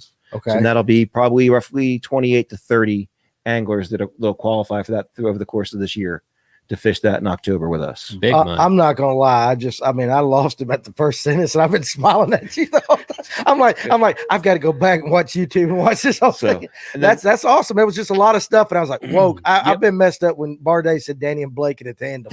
So we'll have those two. We'll actually also use this event to determine our horse angler of the year. Right. So any of our anglers that fish a minimum of 5 events with us before this will have that score added to their 5-event stringer for a chance at angler of the year. We've got some kayaks lined up already and some great prizes lined up already. Right. We're working on a whole lot more still that we're not quite ready to announce. We will when we get it ready. Can you give away one Oh, secret? wait on a Fish second. North Hold Georgia? on a second. One secret for Fish North Hold Georgia. on a Let's second. hear it. Wait a second. Wait a second. What? We got a What? problem. What? They don't allow motors. Nope. My fat ass would have to paddle. That's what I was saying. I said I'd like to see Danny's ass paddle all day. Oh, my bad. Hey, I'm that's sorry. why Barday said a tandem. Well, I'll and fish, you paddle. And then John Rush said $60 for a hell of a workout up there like that. Okay. I'm totally sorry, dude. I was No, just man. like, All good. All good. Listen, I'm like, like the internet's lagging right now behind me. I'm just lagging tonight. It's been a long day, but I just all of a sudden went, oh my God, I'd have to paddle. It's a good question from Nathan there. Which one is it? Is it bottom illegal for comment. you if you stepped out of your kayak and fished a spot? Ooh, that is a good one. Depends on the trail. In We Peach allow State. wade fishing in the rivers. We know In the that's- river, though, yeah. you got to be in the river. Correct. In a lake, it's typically you're going to be in your kayak the entire time. Right. So you can't get up on the bank and fish. You got to keep your I feet. don't in know the why river. you'd want to on a lake. I'm but on a river, like on a in the river, if you want to get up and you want to, like, I'll do this a lot. I'll pull my kayak up at the tail end of a shoal and I'll walk back up and I'll fish the pools that I came through where those fish are sitting. I don't need my kayak to do that, but I go back to my kayak. I take my scoring photos. If I need to change the lure out or whatever, it's there. Some trails require you to be tethered to your kayak and they have a limit of maybe 6 feet, 12 feet, 20 feet. We're kind of just to stay inside of your kayak, go back, take your photos, release your fish and get back to fishing. Okay, so now Port Taco's got a pedal drive, he says. I got pedals. There you go. Hey, listen, they're awesome. Mm. Listen, I'm still fat. That don't mean I want to bike anywhere, but I'll try it. But You said now, you but wanted here's to the question now. So listen, so if you hook a fish out of the water, it's still legal. Yep. Okay. If you're wade fishing and you catch a fish, it's a But scoreable wade fish. fishing to me is in the water. Yeah. But I'm saying if you get up on a a bank- rock, you can get up on a rock in the middle of the river. Okay. I'll do all right, that there you go. sometimes. Like All right. maybe that's my best spot to cast from. I'll get up on a boulder and I'll stand on top of that and you can fish. sight fish. That's a question that never comes up. We tried to ask about bed fishing on a river and nobody really gave us an answer. How does that work? Like It's When I think it's of hard. Like they just spawn in the they'll spawn in an eddy or like the larger eddies, the slack water areas, or a lot of our rivers around here are kind of a drop and pool system. So you'll have a set of shoals, and then you'll have maybe a half a mile of just kinda calm water. calm water. That's where they're going to spawn. Okay, I got you. Okay. Unless it's a shoal bass, they'll spawn. They'll spawn Spawn pretty in the much in the gravel. shoal. Right. Because Facebook, we talked you about still that the going? last time we had some kayak guys, and he was like, "Well, I don't really." Yeah, know. we talked about that. So y'all still going? I already went to eat seafood and came back. That's probably Chris. Chris, hit the StreamYard link, and so we can have your name on there. Mac Doyle, how you doing, sir? Guys, Mac Doyle makes a great little bait. He makes some shaky head jigs and stuff like that. The hooks and all that, they're awesome. Ron, on a lake, if you were sight fishing, it could be an advantage. So on a lake, you're in a kayak, you pull up, you see a fish on bed, and you say, okay, it's got an overhang or something that you could get out of the kayak, walk up to and fish. Still legal with you guys? Nah, not in our lake events. We don't typically Okay. allow it. Typically, if we allow you to wade, it's in a river. Okay, all right, I got Because you. part of that too It's is like an addendum to the rules for a river tournament. some Gotcha. guys will actually take in and take out from the same launch, and they'll actually drag kayaks up through the shoals and fish up and then come back down the river. Gotcha. So that allows them to get out and even drag their kayak. Or there are times when I fished the Flint River a few years ago for a tournament where it was just drought conditions, and we had to get out and we had to drag our kayaks through some areas because it was just, an inch or two of water. Yeah. Okay, that makes sense. Did you see Barday's comment again right there? I can read. If I drink Busch Lights, I might be able to pedal. Start drinking. Oh, you did listen, today, actually. listen. One at 3:00. Listen. I remember. 3. That's why you can crack them at 3 because it's Busch Light.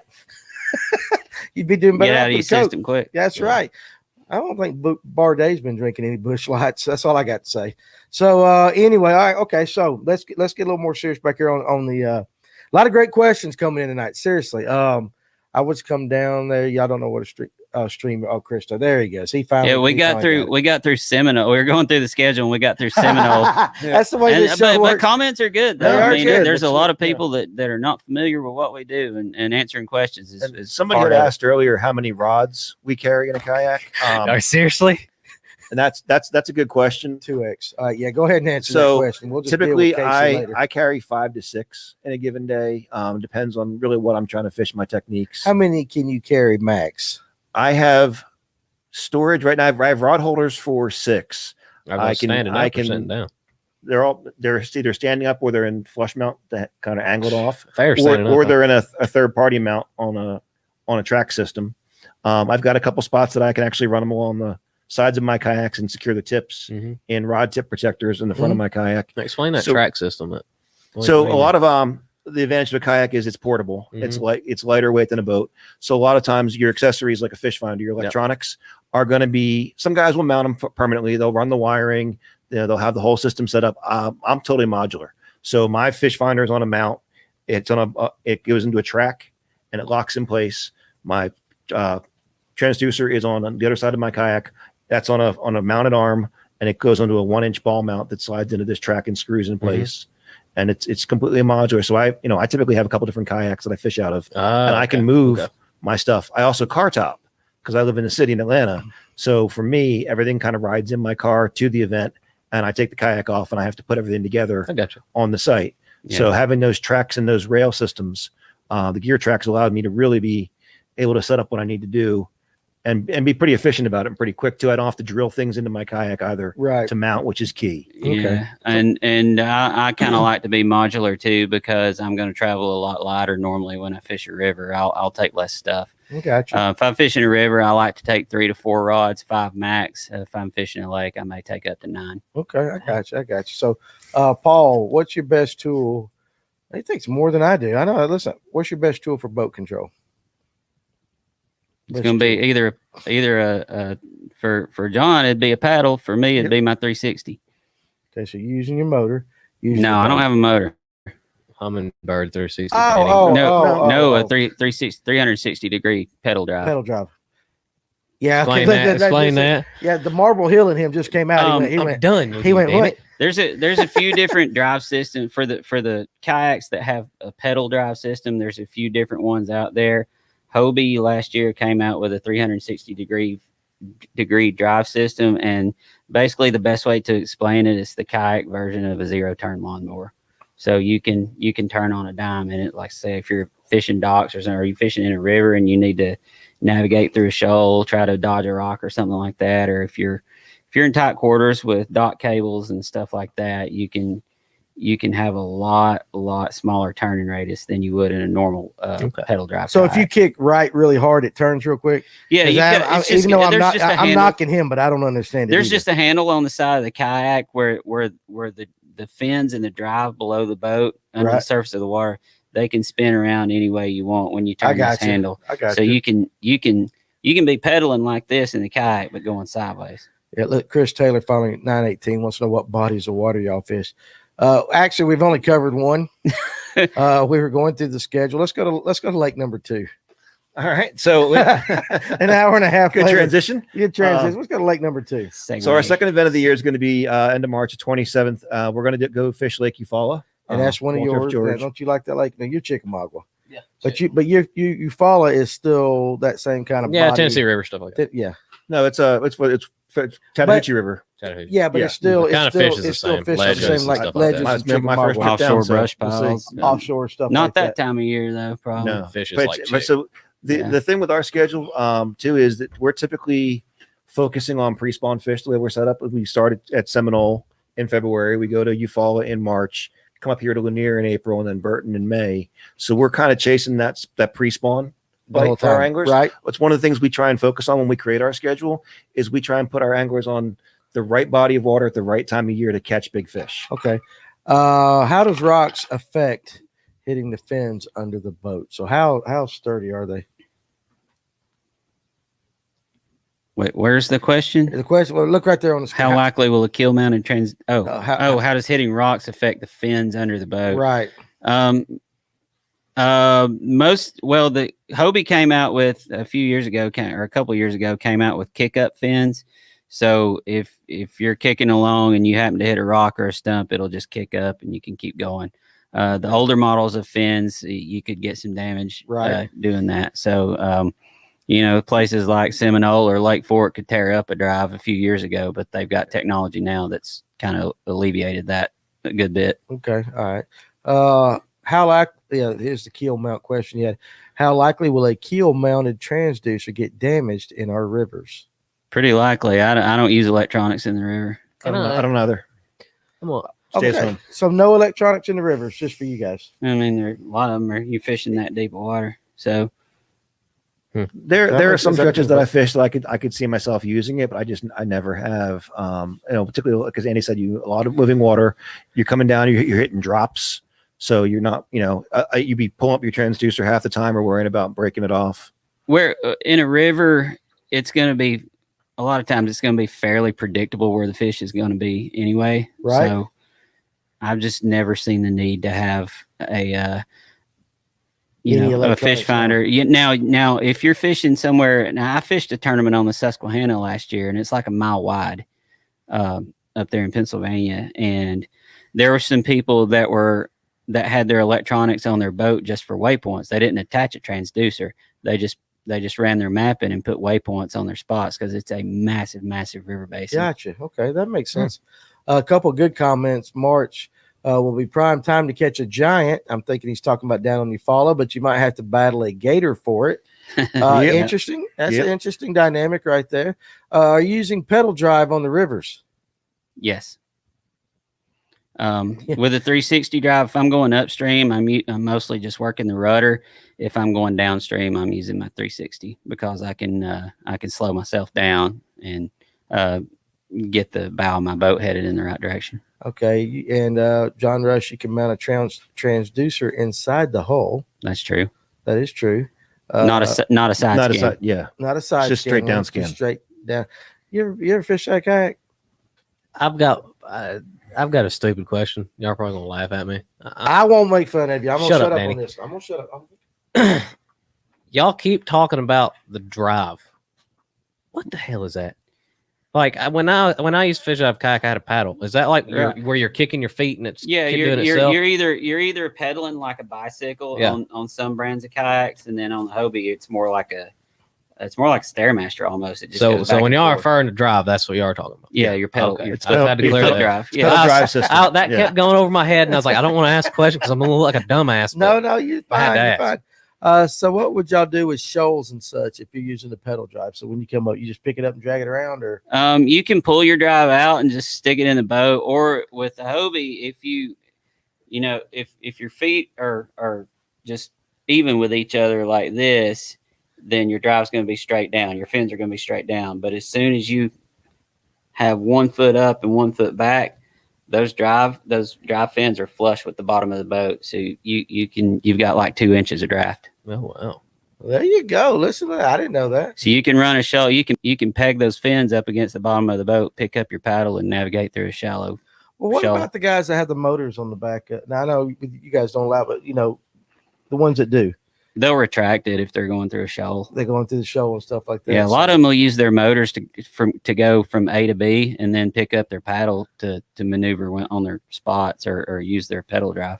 All right, that's still great questions that you guys have been throwing out tonight. Let's keep them coming. All right, so you got another one? If you got a pedal drive, do you take a paddle too? Yes, in case your drive breaks. So those can break. They can break, yeah. Oh, okay. Mechanical parts break. All right, I just And Mechanical mechanical parts break and anything. So- So you always Mhm. you always want to have a paddle with you out there just for safety's sake. Yeah, just insurance. Okay, Yeah. that makes sense. All right, so we didn't cover much of it, but we kind of talked to you, follow real quick. But Lanier is the third one. So Right? Lanier is the third one. This is okay. So this is the question I have, and this is why we're going to get into a little bit of the of this. We've kind of touched on it. Is that safety? Is I have fished a few tournaments here in the past 2 months. We're flying in a bass boat. We're going down big waters. But I mean, we are flying, and I have seen guys in kayaks, no flag, no nothing to mark them out in the middle of the water. Those are the people that are buying their kayaks at Bass Pro Shops and not getting a flag with it and not getting a 360 light because there's nobody there to tell them to do that. Okay, all right. So that sounds like a pretty good answer. It's kind of nail on the head. Well, I mean, and that's just it. It's scary, and I mean, whether it scares the guy in the kayak or not, I don't know. But I can tell you, It scares Riding somebody in a bass boat. oh my gosh, all of a sudden, I've seen the guy just all of a sudden jerk hard right or left, and I'm like, what the hell's going on? There's a kayak out there in the middle, but they didn't wear bright clothing. Everything that they did, let's put it this way: the last time this guy did everything to make himself as invisible to someone as I've ever seen. And I got told by the guy that the boater that I was with happens all the time.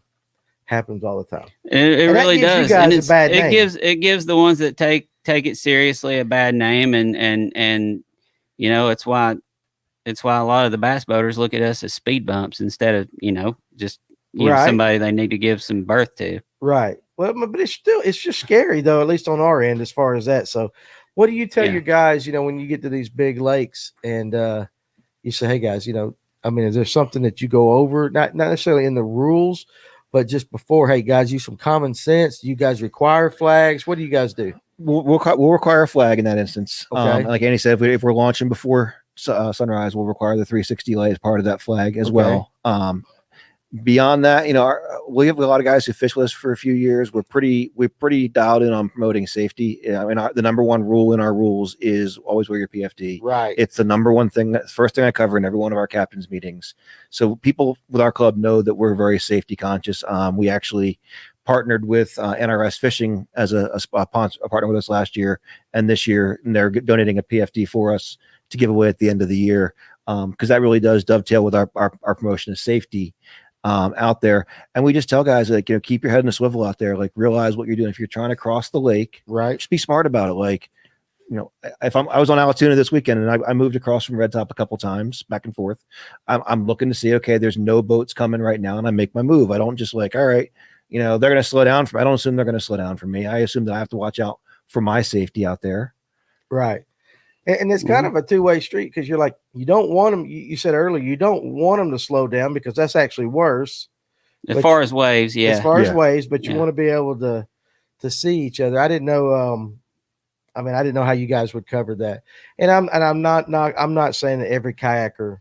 This is just that one or two out there that just gives everybody. And there's a bass boat guy that drives crazy that gives a bass boater a bad name. They're in everything. Yeah. So Usually, Josh, 9 times out of 10, it's going to be a pleasant exchange with anybody. You're out there to catch fish, and so are they. right. 9 times out of 10, or maybe even 49 times out of 50, it's going to be a pleasant exchange, and you just move on. And then, sometimes people are assholes No, you're right. I mean, that's it. You're absolutely on right. both sides. On It goes both ways. No, absolutely. I 100% agree.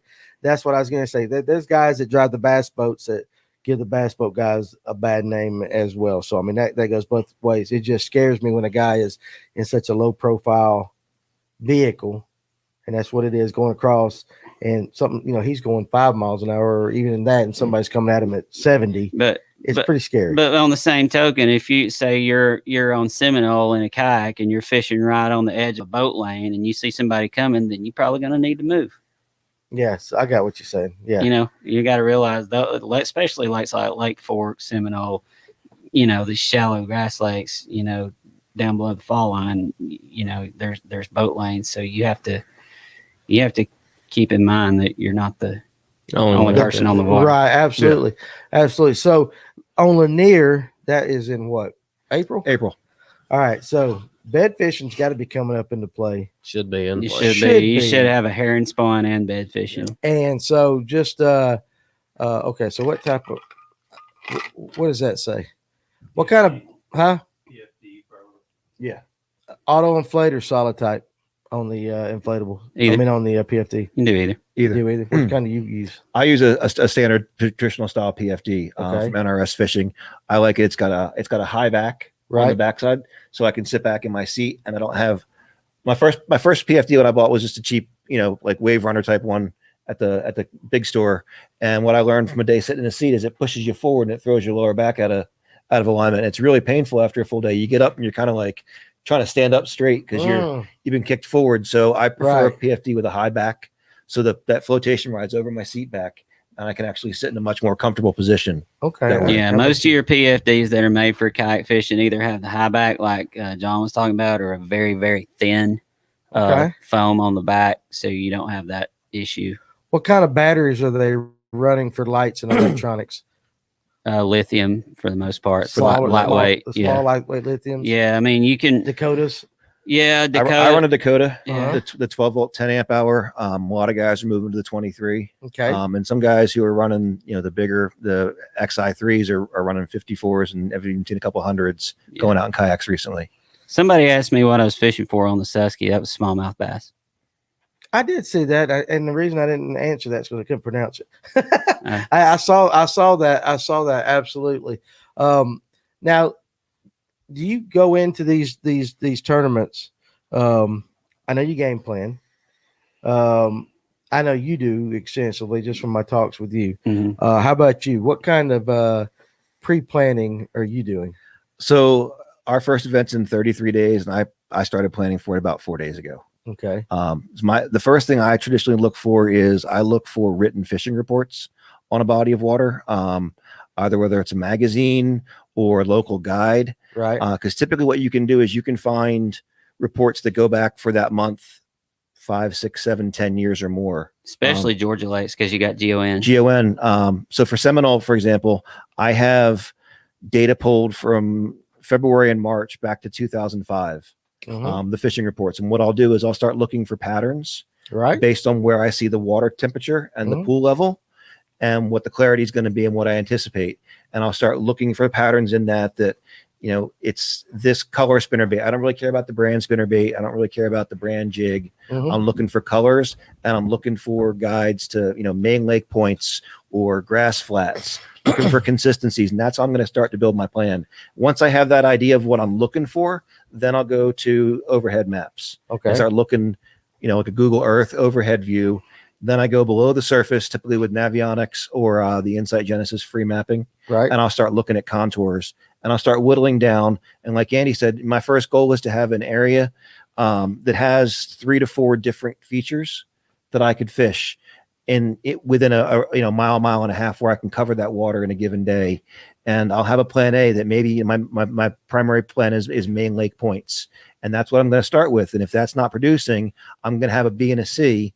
And, about 2 hours in, if my plan A is not produced, I'm going to look at moving to plan B or plan C. Right. Okay. Like, And sometimes that involves moving ramps.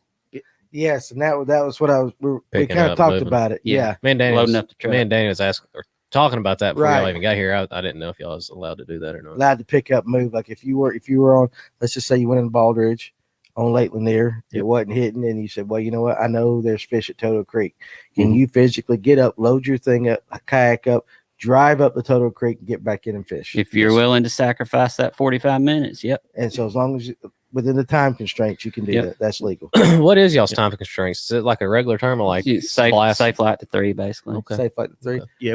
On the river day, we might typically go a couple hours longer. We might go to like 6:30 to 4:30 or 7 to 5. Yeah. Right. Just because the longer stretches on the river. But typically a flat water event is going to be just a straight 8 hour. Okay. All right. So Rush wants to talk about Shoalies here. He misspelled smallmouth. Huh? Oh, he misspelled smallmouth. Yeah. Is that what Smallmouth it is? in Georgia? Well, There are. There are. Where? No, I don't know. Not Blue Ridge. No Might have to talk to you after the I've got a podcast. Blue Ridge Smallie from 4 years ago. There are smallies in Blue Ridge, Not but like they it's used to like be. 20 to 1 spots. Exactly. Yeah. But now, I do know y'all get down on Savannah. Yeah, Yes. that's where it is. Savannah Savannah River River. has Oh yeah, spots? there's some. Like This man lost a tank. Is it like A tank. like go up to Tennessee instead of Savannah, or I mean, 'cause if you had to go I catch mean, a if you- trophy, I would say, wouldn't you? Or you think the Savannah's got some trophies in there? I lost Mm. one. oh, He watched it. like 6 Oh, pounds, 5 yeah. pounds? So we're- 21 inches. So we're Yeah. emotional right here. We're Mm. talking. We're getting into your That, emotional. that, I'd love that to area go on puts a out trip 4 to with you 5 pound to do that. smallmouth every year. Like Yeah. easy to go bunches, down there yeah. and catch them. Really? Yeah. Okay. Yeah. Oh, Yeah. okay. It's fairly you, easy. you get with me. I'll The Well, now last he- time now I he- was there, it was not easy for me. The technique I normally use to just hammer smallmouth, it was all Bartrams eating it. what's So, a Bartram? It's one of the red eye subspecies. See, I need to get out more. Well, Andy goes for the slam every year, but he Is it Georgia goes for Slam? all daggum 10 too. I mean, or lifetime. You've almost got all 10.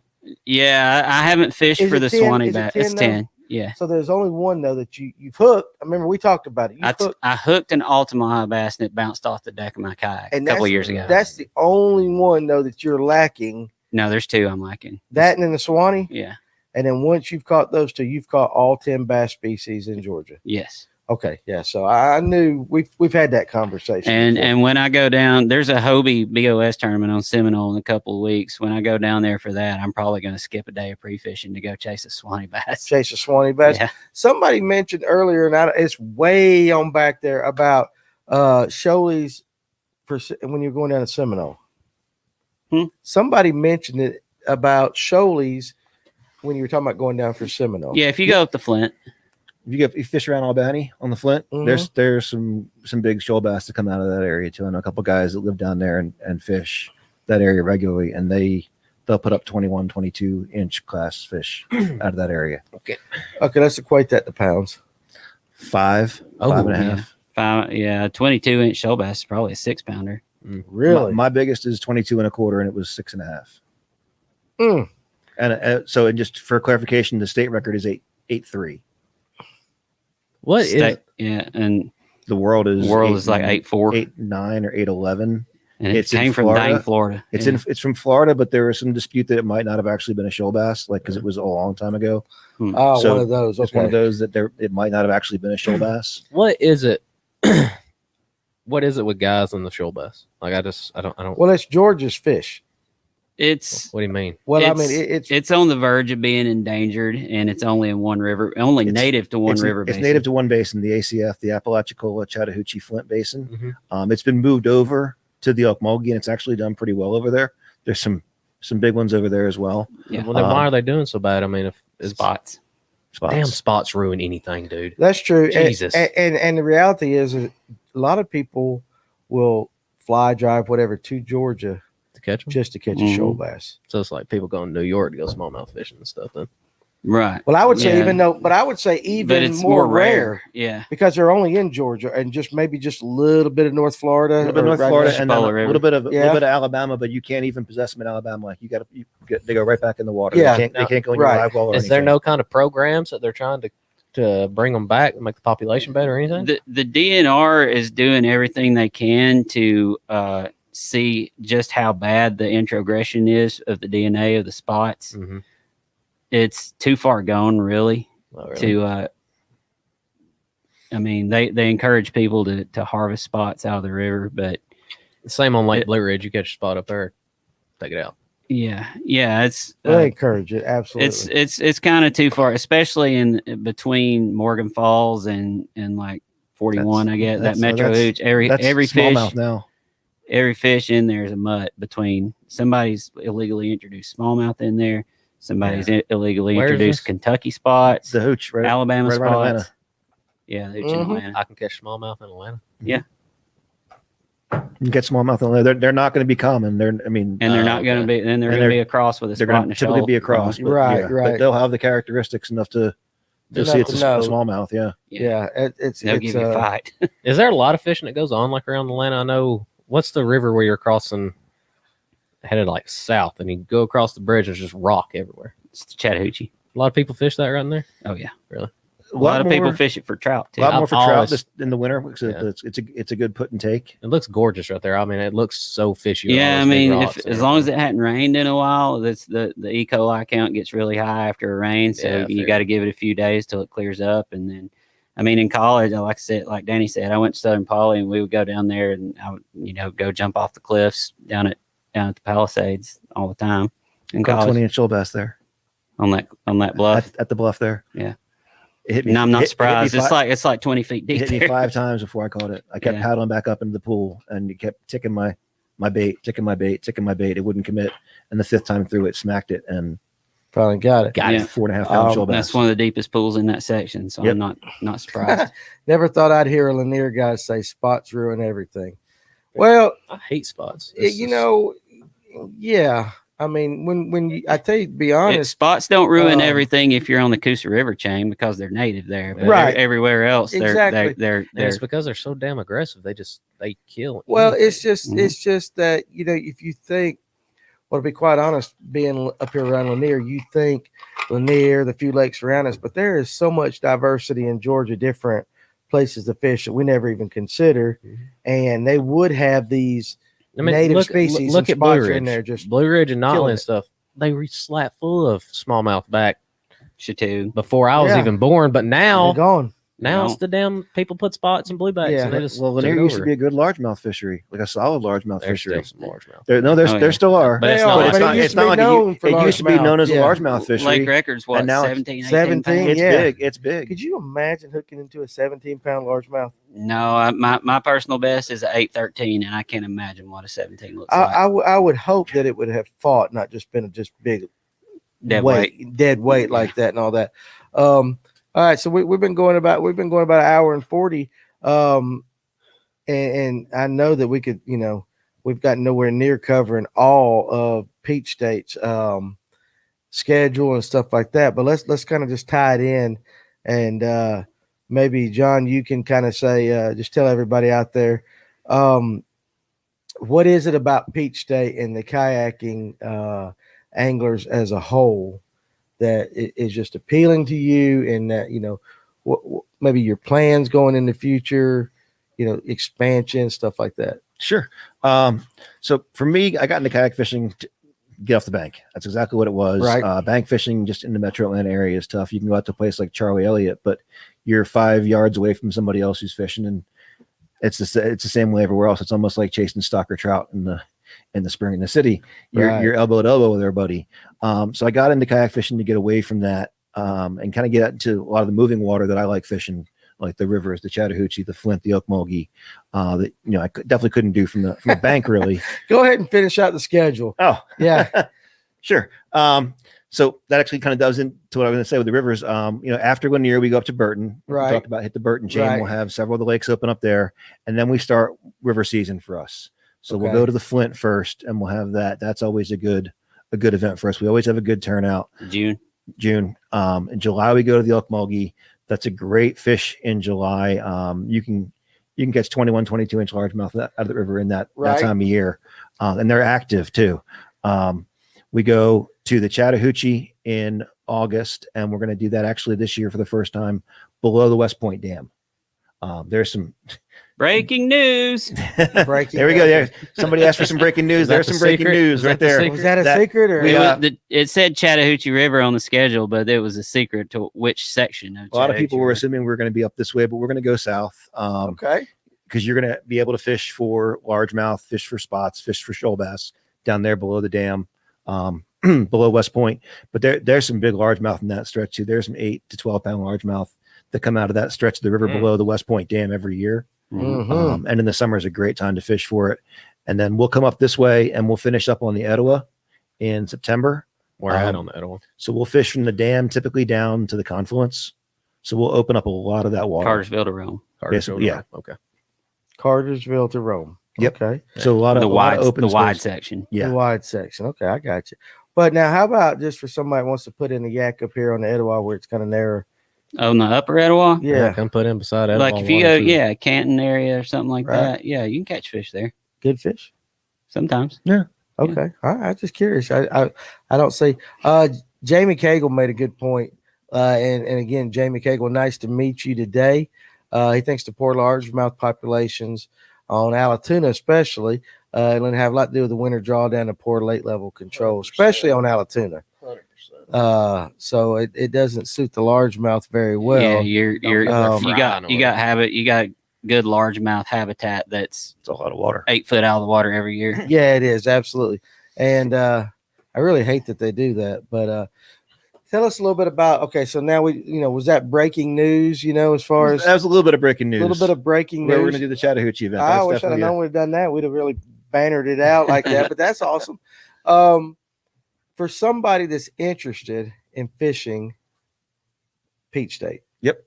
How about give out, maybe your contact information or what they need to do to join, or however it is. Yep. So if you're on Facebook, you can just search for us on Facebook for Peach State Kayak Anglers, and we'll come right up. You can also just go facebook.com/Peach State Kayak Anglers. If you're not on Facebook, we're totally fine with that. If you want to get more information about what we're doing, where we're doing it, you can email us at peachstateka@gmail, and we can get you the schedule. We can get you waiver forms.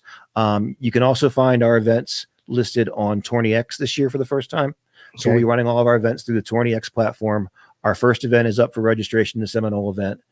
You follow will hopefully be up here in a few weeks, and then most of them will fall right in line behind that. So TourneyX is a good way Is there to keep in mind. is there a set number of boats that you are allowed to have, or is it just No. no? Okay.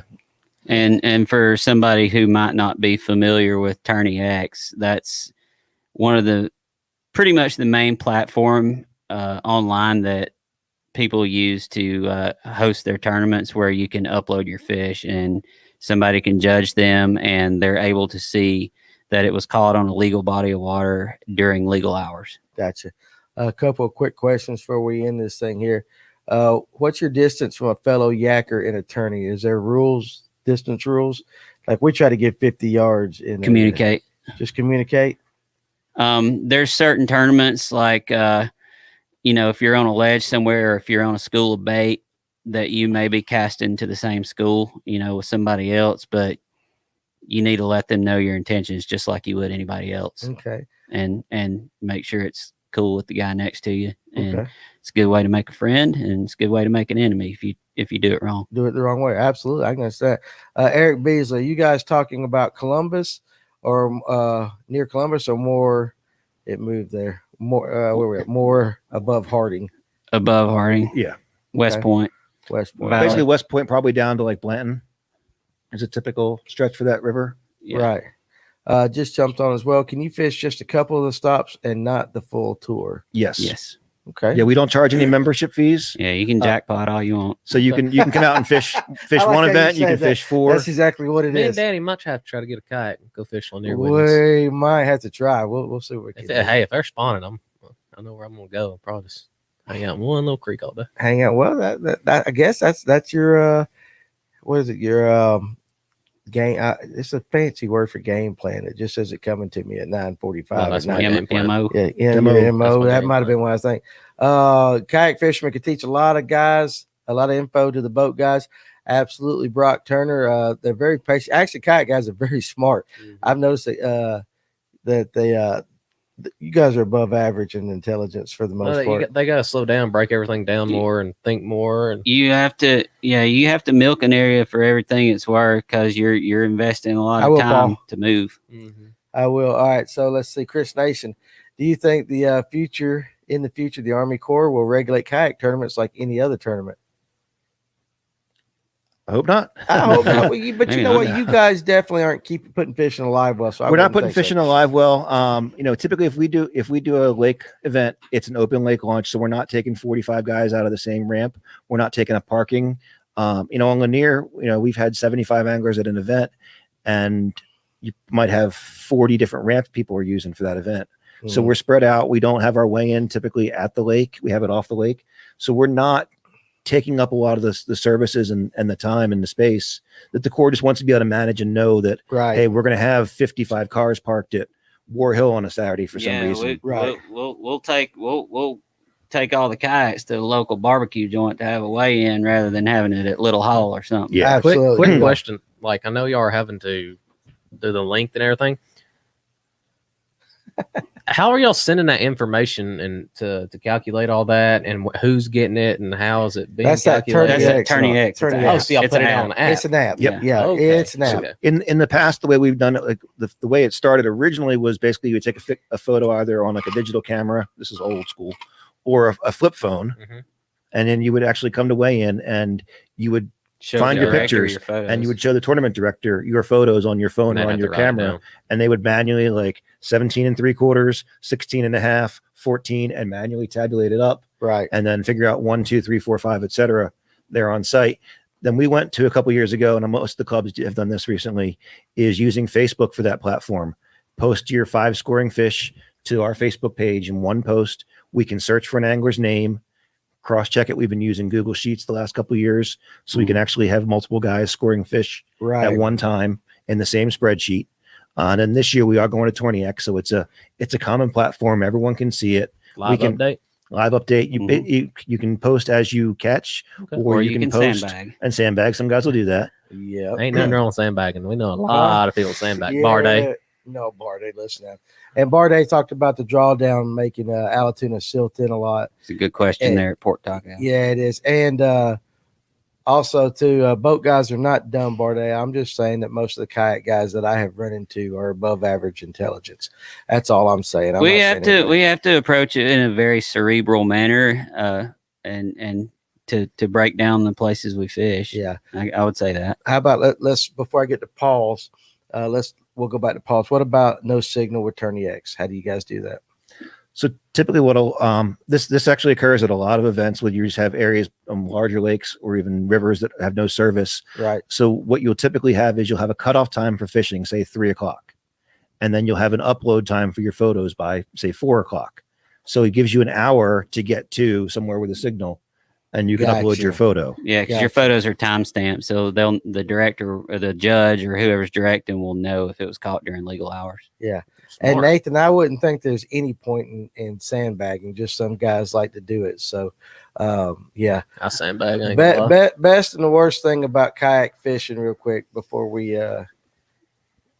get out of here for both of you. What's the best and worst things about kayak fishing? Andy, I'll give you that first. Okay. I would say the best thing about kayak fishing is, it's going to be a lot harder to think of the worst than the best, because there's a lot of things I can name about the best. You don't have the hassle of a boat. A boat's just it's a money pit. to me. Right. That's true. At the church. Break out another 1,000. Yeah, that's Break right. out another 1,000. That's right. And well, hell, it could be that way with a kayak too. But yeah, I would think the cost of it and the community. When I go to these tournaments, when I go some of the larger tournaments on the national trails, it's still like a big family kind of. The Right. camaraderie is a little different. Like I said, I've never been in a bass boat, and I've never fished a bass boat tournament, but from people I know that do that and that have crossed over from that world, they say it's totally different as far as the way people treat each other and the way people interact with each other. And it's kind of unique thing to see as far as the community goes, and the way, way people, everybody's just kind of friends. Right. And on those national trails, it's just like a big reunion. That's one of the Right. things we missed from the COVID season. We were fortunate with Tourney X and an online platform to get to have our season last year. Mhm. But one thing that everybody missed a lot was the get-togethers. The camaraderie and all Yeah. that. So this year, that would have been the worst thing, is not having to get together this year. Yeah, and the worst thing is the negative. Honestly, probably the negative stigma from the bass boat community. I can see I that. don't see a yeah. problem with the kayak guys. I don't. A lot of them don't, but A lot more. a lot of them are. I don't know. They don't want to have an open mind about it, and don't feel like they need to share the water, and Right. just they'll come right in on you and cast in front of you. But That's just there's no kayak guys that respect. do that too, though. Right. Yeah. Right. Absolutely. How about you? All right. Ooh, so I think the best is just some of the places that I've gotten to go and some of the fishing I've gotten to do Mhm. from a kayak that I probably wouldn't have ever gotten a chance to go do. 2015 River Bass National Championship in Tennessee. Andy ended up fishing that with me, but we went up, both fished separately, but caught up there. Have, gone and fished the Catawba River just because I have a kayak and can do that.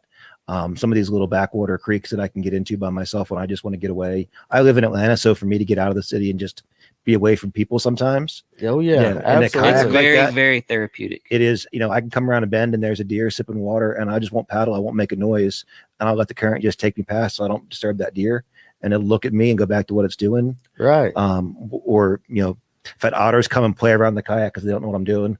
So the kind of stuff like that I get out to see and experience that I wouldn't, I think, in a different type of vessel out there. Yeah, and you It's also good. have the tool of stealth if you're sight fishing or something. Mhm. Is really a good key too. Yeah. And I think the worst is, when you get off that water in 10, 11 hours in the sun, and it's 95 degrees out, and you got to start breaking Yeah. everything down and put it all in the car. And Absolutely. you can't just I don't have a trailer, so I can't just load it all up and go home and deal with it tomorrow. I got to put everything back in the car and put the Right. boat back on top of the car. And, it's I just, you got get out you. there, you're like, oh, I just want to go home, take a shower. I absolutely like that. Randall Perry kayak fishermen are way cooler and humble than bass boat guys, period. Well, I won't say that, but I will say they're a pretty good, cool group of guys. So, Paul, who is also to Rodney Henson, thank you for saying it was a great show tonight. We Thanks, do Rodney. definitely try. Thank you.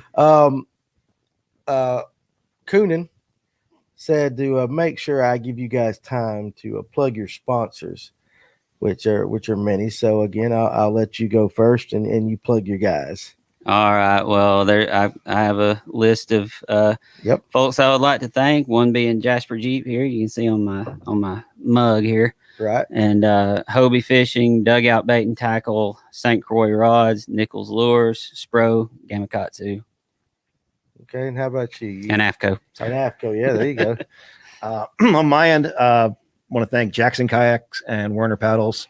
I've been fortunate to be with both of those companies for 5-6 years Well, now. we should have talked a little more about Jackson tonight. We can't. It's okay. Hobie kept coming up. That's you all need right. listen. It's okay to jump in there. Jackson but knows it- I love them. Okay, well, good. I'm sorry, Jackson. No, we didn't we know that, are so- all good. I've been fortunate to work with 2 American-made companies right. for a while now. And from a Peach State perspective, we do want to thank the Dugout and New Canoe, NRS Fishing, RoboHawk. Right. I'm blanking on somebody here. Fishhead, who's been a great partner with us. We do a really cool contest with Fishhead every event. We call it Closest to the Spin, because Right. the spin is familiar with them. So we'll establish a length before the event, say 15 3/4 inches. Mhm. And the first angler to catch a fish of that length and post it wins a gift certificate to Fishhead's website. Okay. That's So it's a cool. really cool little contest we do. That's cool. We've had them with us for a couple of years now, so we're excited that they're back. And Dakota Lithium is partnering with us this year for the Classic as well. So we've got a bunch of good stuff coming. We got some more stuff that I'll announce. I'm not going to drop any more up, Craig? secrets here. Hey, Craig. Hey, Craig. You Showing finally up at the showing end. up at the end, Craig. Come on, man. You have to Actually, I catch it on iTunes. I got to meet Craig earlier this week, so that was a pleasure. Meeting him and all that. So I tell you what, guys, it's I always enjoy listening to you guys talk. Again, I'm not blowing smoke up your butts when I say you guys are generally more in tune with a lot of things than the average angler, bass boat, whatever. The kayak guys, and I do think that the sport is blowing up. We'll, here at Fish North Georgia, we'll look forward to seeing you guys grow and doing the interviews with your anglers as it goes. You got anything as far as parting shots to kick out? Want everybody to like and subscribe, guys. The page is growing. Love it. Absolutely, it does that. And again, first of all, I want to thank John for coming on tonight and Peach State and all that. And Andy, you're always welcome here. Thank you. Like that. So Andy's been here. It's probably your 4th time. Something like that. Something like that. And we tried to schedule for a month and a half that one time. The Didn't we, first too? podcast we had, it was just a comedy of errors, I guess, trying Yeah. to get it scheduled. It But took eventually forever. we got it, and we ended up going down the music and Braves baseball rabbit hole. That's right. Oh man, what about Hank? Rest in And peace, Hank. Sutton. Rest in peace. I mean, I that's think the they Andy got it. Pro, so They got a name, and Don Sutton. Yeah. Well, I mean, he didn't play for the Braves, but he announced. 28 years as an He announcer. announced, yeah. It's like it's like Skip and Pete and Don and Ernie and all those guys are gone now. It's crazy. It is. We're getting old. But So anyway, yeah, I think they need to. It needs to be Hank Aaron Field at Truist Park. I agree with that. 100%. I agree with that. So if we ever have to get a petition or something, we'll make sure we all. You know, sign it. if Terry McGurk's watching right now. Terry McGurk, yeah, we'll see if Terry McGurk's actually watching. So, all right, again, guys, listen. First of all, we appreciate each and every one of you that have been here. We appreciate our guests. Again, this Thursday, no program. It's going to be moved to Saturday night. So we may even have a little party here before. What if we have a party Saturday night, a little before, a little barbecue or something? I don't know how that show will turn out. What do you think? Party at the Moon Tower. Bar Day, get Bar Day up here. Get Bar Day. Come up here and party with us Saturday night. You and Brock Turner. I'll make sure Brock. We might just have a rotating panel of people. We might can do that. Like I said, Jeremiah Giles will be here. We'll talk about the fish that was real. And not Looked real to me. Look real to me too. So, No but again, guys, Photoshop. we love you. Appreciate all you do. Y'all come up and see us. I'll be at the store all week. We're getting closer to being open. It's getting close to being open. And but again, you guys, thank you for taking your time in the comments and everything. Thank you guys for coming on up here, and we will see you Saturday night. So Take it easy, y'all. you guys be Have a good good. night, y'all.